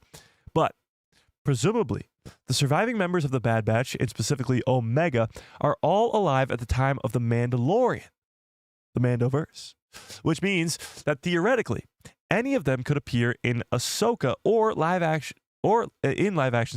or even in an upcoming film like the Mandalorian and Grogu movie. Clearly, Star Wars canon is about to build out the foundation of the Bad Batch's story even more than before, and in doing so, making origins of the rebellion a little more explicable. Sorry. Wait. Yeah, I was right the second time. The nature of adventure for the Bad Batch might be all about side quests in the A-Team style missions, like we mentioned before, but the sneaky impact that the group of characters has had on Star Wars more broadly is profound. They might not be the biggest deal for Star Wars canon, but the return of the Bad Batch could be a sign that the franchise will continue to take care of all corners of the galaxy, shedding light on events that previously only existed in the shadows, explaining it in extreme detail. Now, what's really interesting about this, obviously the concern of bringing Omega into live action, but the continuation of these characters and what the story of the Bad Batch actually sets up for the future of Star Wars content. Let's not forget, we spent 3 seasons of animated Star Wars television focusing on these characters, focusing on the story of Project Necromancer and Palpatine's contingency plan and Mount Tantiss. That was not all for nothing. This book that's going to obviously show the next adventure for the Bad Batch crew in that time period in Season 2 will not just be there just for fun. It will give more information to Omega, to all these other characters, for when hopefully they make their live action debut in Ahsoka Season 2 or the Mandalorian and Grogu movie or something along those lines. So was there a plot hole being filled? No, not really. The title of that article was a little different, but it does prove its point. It does prove the point that Omega is likely to come to live action at some point. Her connection to being the only other unaltered clone of Jango Fett, and Boba Fett, of course, is already involved in this Mandoverse time period. She has the connection to Hera Syndulla. She's been connected to all these different characters that exist in live action in the Mandoverse. So she could play a big role in that. But what the Bad Batch also set up is Project Necromancer, which is also a connection to the Mandoverse, because we hear Project Necromancer get mentioned in Mando Season 3, but also Mount Tantiss. Somebody brought this up. I believe it was UV Clips. Let me see. Somebody brought this up in the Discord. If you guys are not yet in the Discord, there's a link in the description below to a Discord called The People Who Love Star Wars. Go join it immediately. But Mount Tantiss might be far more important than we could ever imagine in the upcoming Heir to the Empire trilogy or upcoming Heir to the Empire movies with Grand Admiral Thrawn and his Heir to the Empire. There's a reason we got 3 seasons of the Bad Batch, and it wasn't just to set up Omega.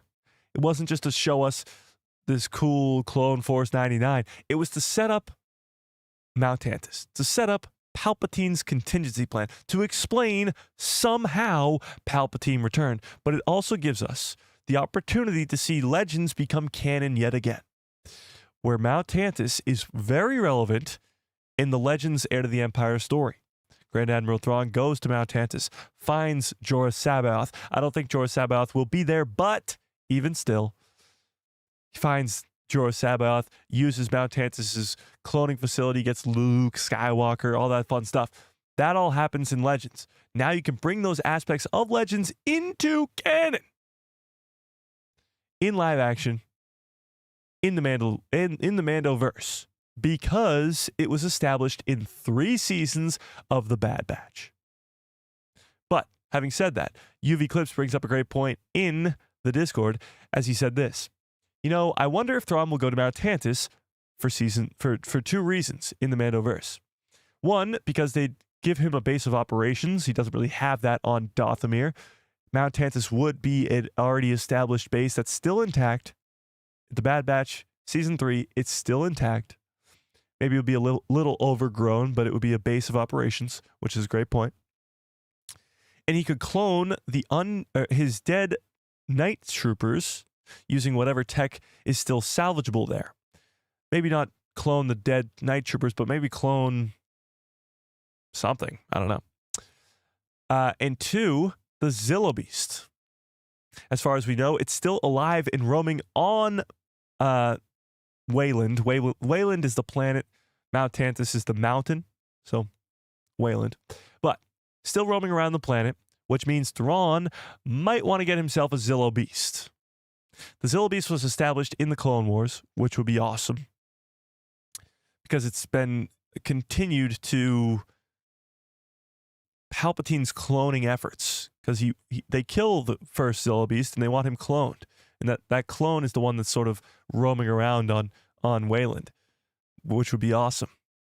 Yeah. Since we know that ancient Dathomires, according to Danny Trejo from the Book of Boba Fett, used to ride the Rancors, and they used to ride the holy crap, what are they called? Purgle. Jesus Christ, my brain is broken. They used to ride the Purgle as well. He used to ride the Rancors and the Purgle. So he figures they can ride the Zillo Beast as well. That'd be pretty wild. Some Night Sisters riding a Zillo Beast in live action. How insane would that be? And not only that, you can now get the Zillo Beast versus the Mythazar. This is where the fun begins. So now you're talking about the Bad Batch 3 seasons, which seems so irrelevant to anything else going on in the Star Wars timeline, setting up Mount Tantiss, the Zillo Beast, this whole cast of Omega and the Bad Batch themselves to set up in the Mandoverse. Grand Admiral Thrawn going to Mount Tantiss to use the cloning efforts that were given there, maybe even cloning himself some Luke Skywalker or something like that, but also taking the Zillo Beast to ride on, or for the Night Sisters to ride on, to combat the Mythazar that Bo-Katan, Grogu, Din Djarin, Boba Fett, whoever, are going to be riding on themselves. Now you're talking about possibly the greatest trilogy of all time, if they do this correctly. If they can really come to an endgame event in the 3rd Mandoverse movie, where there's this huge battle between the heir to the Empire versus the New Republic with all of our favorite heroes from Din Djarin, Grogu, Bo-Katan, Boba Fett, Cobb Vanth, Luke Skywalker, Leia, Han, everybody. With a Mythazar versus Thrawn, the Night Sisters, maybe Jodna Nawad, maybe whoever else wants to be a bad guy. Those people and a Zillo Beast.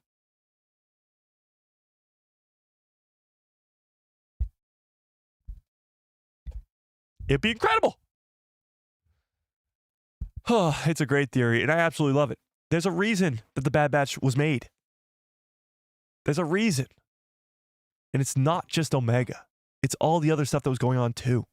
The Mount Tantiss of it all is so important. Yeah.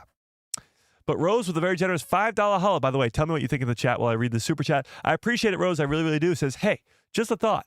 Could the pirate Kana in Skeleton Crew been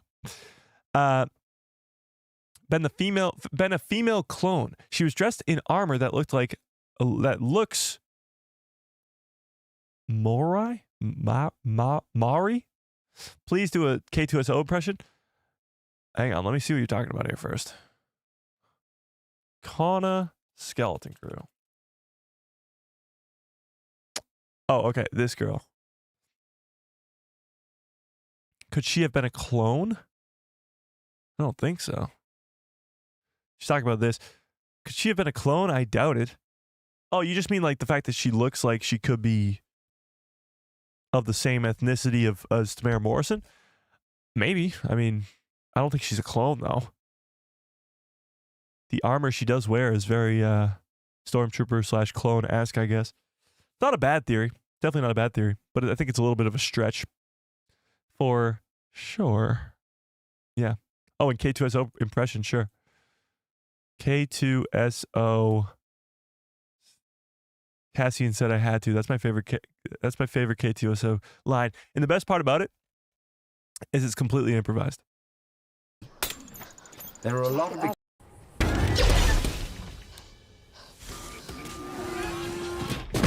Oh, wait, what? This isn't the line. Where's the Cassian said I had to? Hang on. Oh, here it is. I'll be there for you. Cassian said I had to. Do you know this line is completely improvised? That's crazy. That's insane. I'll be there for you. I'll be there for you. I can't make myself sound like a robot. Cassian said Cassian said I had to. I had to. Cassian said I had to. It's not pretty bad. Put a little robot effects on my voice. That was pretty good. But I appreciate it, Rose. I really, really do. I really, really do. Yeah. So that's sort of the whole deal with the Bad Batch and how I think it's going to tie into all of this. Omega specifically can come into live action, but there's more to it. Now Tantiss can play a big, big role into what's coming later down the line. For sure. Swagger like us. What's up, Swagger? It's been a while. How we doing? Hello? Hello there. A female clone would look like Omega, wouldn't she? Yeah, probably. More like Omega, for sure. And Omega's supposed to be the only female clone, you know? More Zillo Beast, more Bad Batch, more clones, more Omega, please. Hey, ask and you shall receive, hopefully. Hopefully. It's not Star Wars news if it isn't framed as actors talk returning to their fans, to the hated character from the past failed project in the embattled problematic corporate cash grab. What? Okay. Drop the Zillo Beast on Mandalore, and we could have a Zillo Beast versus Mandalore battle. Yeah, I mean, I think the two could clash, and it would be awesome. It'd be so cool. We saw the Mythazar at the end of Mando Season 3, but we really didn't see it. It's like we saw its face, but not its full, like, how big it really is compared to a person, and we didn't see it in action, which is what you want to see. Yeah. If I ever should get a new pet, Zilla Beast will be its name. Nice. It's not a bad name. It's not a bad name. I dislike the whole canon versus legends thing. Just make a whole / a complete story. Well, that's impossible. Because if you've read some of these legend stories, it's literally impossible. They make some of these characters so insanely powerful that it doesn't work for how the canon of Star Wars works. So as much as I would love to see a character like Starkiller, for example, be in Star Wars, it's impossible. He's way too powerful. Yeah. That's why the canon Star Wars works. Yeah. Swagger Like Us says, Tony Gilroy, a Maul Crimson Dawn era live-action prequel series? Holy crap, that would be incredible, but I doubt it. Yeah. Wasn't there another female clone in the Bad Batch? Oh yeah, her sister. I forgot about that. Her sister was just thrown in there randomly. Doesn't she die too? Or actually, did she die? Did Emery die at the Bad Batch season 3? I don't think she did, actually. Did she? I don't remember anymore. Yeah. Where's the Andor season 2 trailer? Okay, we can end on this. No, she didn't die? Okay, she didn't die. There you go. She's alive. She didn't. She took the kid clones to the island. Oh, yeah. And then she took them off. She was going to go bring them back home or whatever. Yeah. Yeah. True. Jango Fett's kids are everywhere. True. Yeah. Okay. Let's talk about the Andor season 2 trailer. We are now. Did I get to everything else? Oh, Luke at Galaxy's Edge first. Let's go Luke Galaxy's Edge first, and then we'll go to that. Okay. So Luke Skywalker is coming to Galaxy's Edge. Now this is important because recently Din Djarin and Grogu have come to Galaxy's Edge too. And Galaxy's Edge was originally only sequel trilogy stuff. You know, it was only the sequel trilogy centered, like Rey, the First Order, the Resistance, all that stuff. So now it's branching out. And we have, let's take a look at this. Wait, what? What is this? Okay, we'll take a look at this in a second. But Luke Skywalker is coming to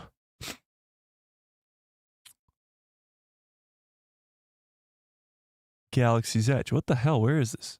Oh, here we go. Obviously, it looks like a younger Luke. I mean, from the very brief look we get at his face, looks like a younger Luke. R2's already been there, but that's pretty cool. I mean, getting the original trilogy cast members to that place is awesome. It's what you want to see. Okay, but this other thing that I just saw that I wanted to get to here, because it just sort of popped up, is this. This is some sort of poster from Lucasfilm from last year. I don't know. But let's take a look at it. So if you look at this, it's the Star Wars timeline. Now there's a dotted line above the High Republic era and a dotted line below the First Order era as it's going to continue. But above it would be the Old Republic and the Dawn of the Jedi. Below it would be the New Jedi Order. But what is your favorite Star Wars era? That's the question being asked. So the High Republic era, you have all the High Republic books, of course. You got the Young Jedi Adventures. You got the Acolyte. The Fall of the Jedi is the prequel trilogy and the Clone Wars, which is obviously covers about 15 years in that time because the time jump between Phantom Menace and Attack of the Clones is about 11 years. Then you got the Reign of the Empire. So right after Order 66 is the Reign of the Empire. You got the Bad Batch. You got Solo. You got Obi-Wan Kenobi. You got all those comics and books in there too. Then you got the Age of Rebellion. So Star Wars Rebels kicks it off. Andor, Rogue One, A New Hope, Empire Strikes Back, Return of the Jedi, the whole original trilogy. Then you got the New Republic era. It's missing Skeleton Crew on this list, but it's got the Mandalorian, Book of Boba Fett, Ahsoka, Skeleton Crew. We're going to get probably a trilogy in here as well. But then you go to the Rise of the First Order time period. You got the Resistance, Force Awakens, Last Jedi, Rise of Skywalker, sequel trilogy time period right there. So what's the best era here, Chad? What is the best one? Is it the High Republic era, the Fall of the Jedi, the Reign of the Empire, the Age of Rebellion, The New Republic or The Rise of the First Order? What do we think? To me, I think it's a no-brainer, but maybe not. Maybe not. What do we think?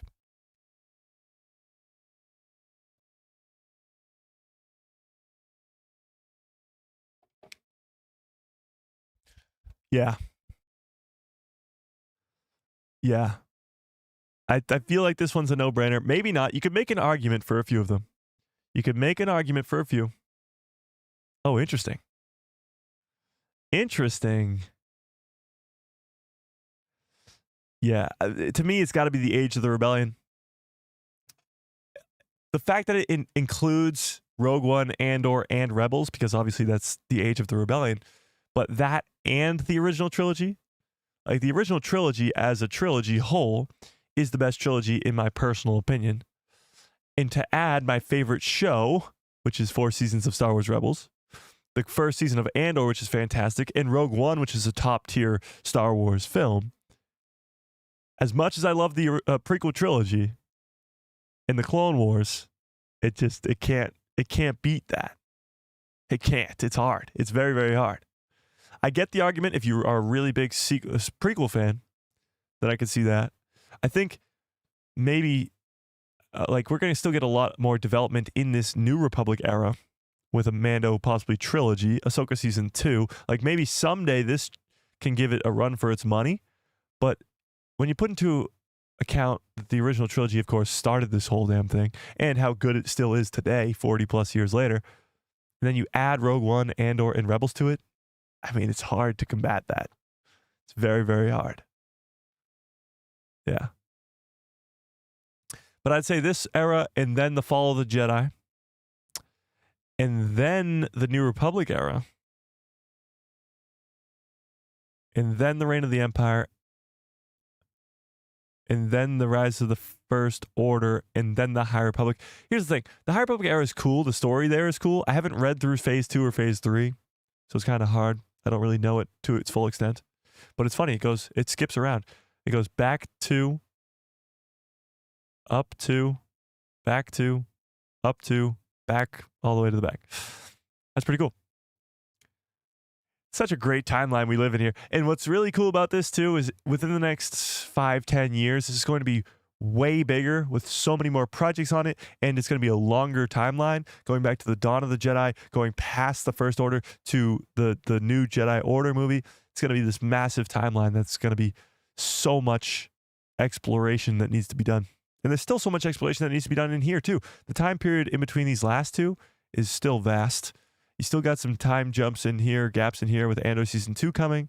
You got an 11-year time jump between Phantom Menace and Attack of the Clones, which I doubt they'll put anything else in, but they've done some stuff. And then the High Republic era too. Pretty cool. Pretty dang cool. But let's talk Andor Season 2, okay? Andor Season 2. Where is the trailer? We have 73 days until this show airs, less than 2.5 months. Where is the trailer? Now we have the Super Bowl coming up tomorrow. We've rarely ever had a Star Wars show put up a trailer during the Super Bowl.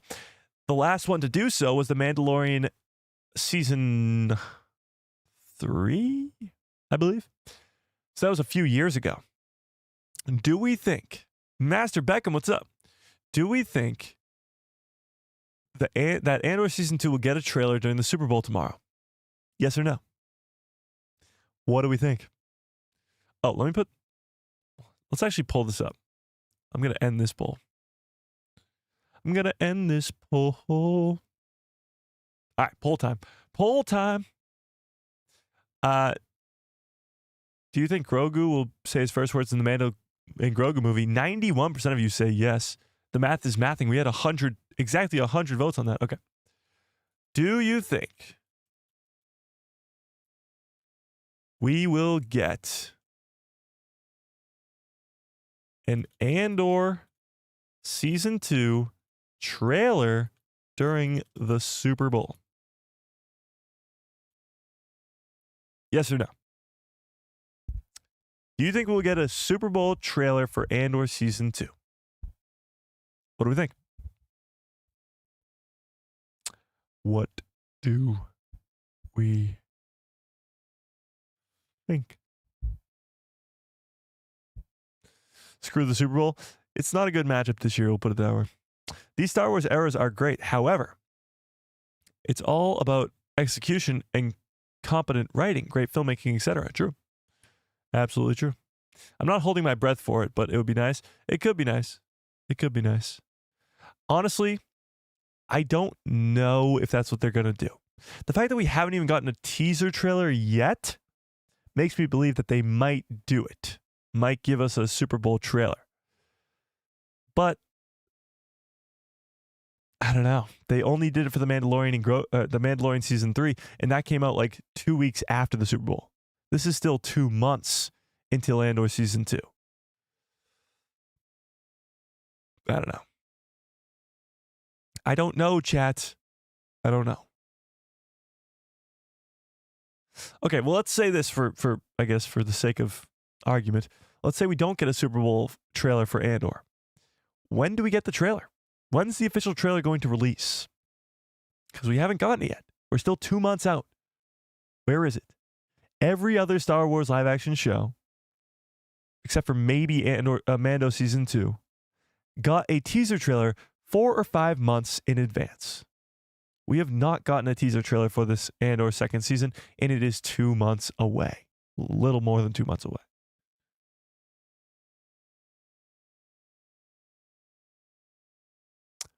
The rumor has it Andor season 2 is great. Executives have already seen it. Yeah, I've heard that too. I have heard that as well. But that's not a surprise. I mean, Andor season 1 was so good. It's the same writers, of course, same Tony Gilroy, of course, in charge. And it's going to be so much bigger in scope than season 1 was. And it's going to be leading directly up to Rogue One. The trilogy, or unofficial trilogy of Andor season 1, season 2, and Rogue One might go down as one of the greatest trilogies ever. And it's not even a real trilogy. Yeah. Disney is penny pinching right now, so I doubt they'll spend a lot of money on a Super Bowl commercial. Oh, I disagree with that. I think there'll be multiple Disney Super Bowl commercials for Jurassic World, for Fantastic Four, for Captain America, for the Thunderbolts, for hopefully Andor season 2, for Daredevil Born Again. They got a lot of stuff to promote. There could be like 6 Disney commercials. I doubt they'll do all of them. Probably Captain America, because Captain America comes out next week. And Daredevil Born Again comes out soon too. I don't know. We'll see. Why did they cut Andor from 5 seasons to only 2, by the way? Well, that was a lot to do with Cassian Andor himself, Diego Luna. Diego Luna didn't want to play Cassian for the next decade. And obviously, by the time you would finish up 5 seasons, he would not look anything like, or he would look somewhat like, but he wouldn't look very much like the Andor we see in Rogue One. He's already 9 years older than he was when he played him in Rogue One. It's almost a decade. So he's a lot older. And it's not that he doesn't look like it, but 5 more years or 5 more seasons, 4 more seasons, it would have been a lot. And he didn't want to do that. Yeah. Yeah.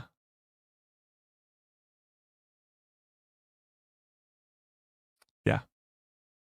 So you agree with me that they're going to get 4 Marvel trailers and a Jurassic World trailer, but not a Star Wars one?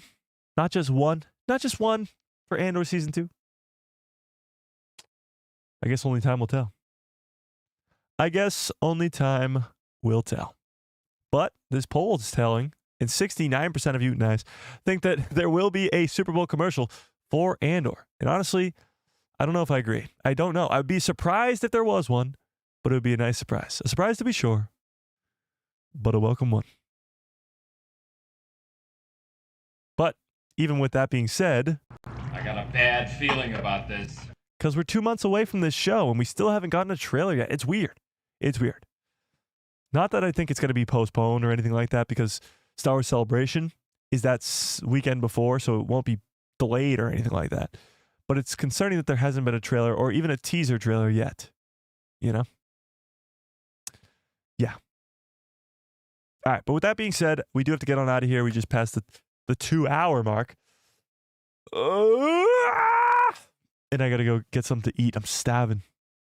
But until then, this was a crazy stream. I mean, we talked about so much. We went completely off topic. From like the 40-minute mark to the hour mark, we went so off topic. We were talking Sigourney Weaver. We were talking Mando and Grogu, and somehow we ended up on a completely different topic. But having said that, tomorrow we have a members-only live stream, most likely at 2 p.m. Right now, 2 p.m. Eastern Standard Time. If that changes, I will let you know in the Discord. For all you members out there, if you are not yet a member, you can join right now or even after the stream and still join us during those live streams. We are watching Andor Season 1, Episode 2 tomorrow, and that will be a blast. So if anything changes on that time, I will let you know. We do have a lot of snow coming where I am, so I mean, you always have the possibility of power outages and stuff, so there's always that, but I'll let you guys know tomorrow. But Andor Season 1, Episode 2, watch party tomorrow. Watch out for a short tonight in about almost exactly an hour from now. At 5 p.m. pretty much every day I post a short, so go check out those shorts. They're a lot of fun. I have a lot of fun making them. They're usually a cool interview or a deleted scene or something like that, so go check those out. And we are getting back to doing what ifs. There will not be a what if this Sunday. I'm postponing it till next Sunday, and I promise you it'll be worth the wait. This what if I've been working on for now a couple weeks is so good, and it's really coming out. Like, we worked together as a community to make this in the Discord. The whole story. It's what if Mace Windu killed Palpatine in Revenge of the Sith? What happens right after that? Does Anakin kill Mace Windu on the spot like that?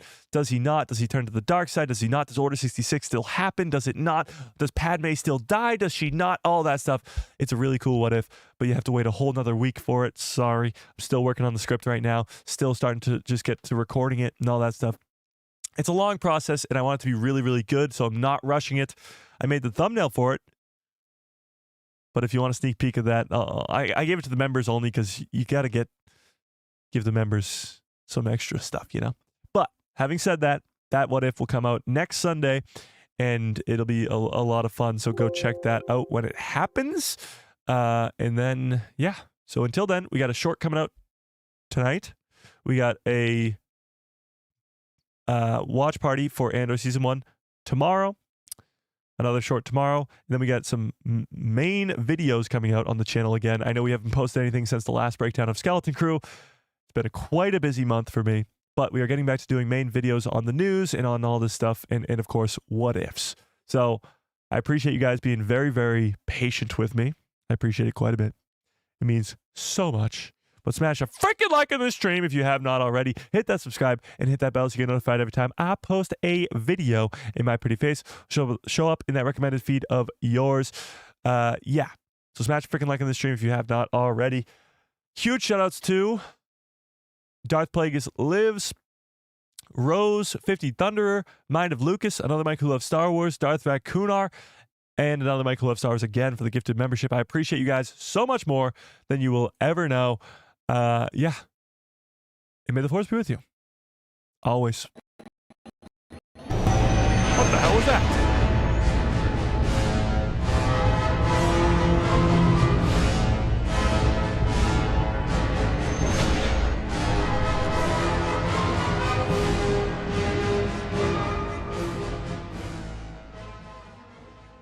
I guess my hyperspace is broken. I gotta get that fixed. I might just blow up here in hyperspace. I don't know what that was. I think this ship has a bad motivator. Okay. Until next time. I hope you have a great rest of your evening. Great rest of your lives. And good night, everybody.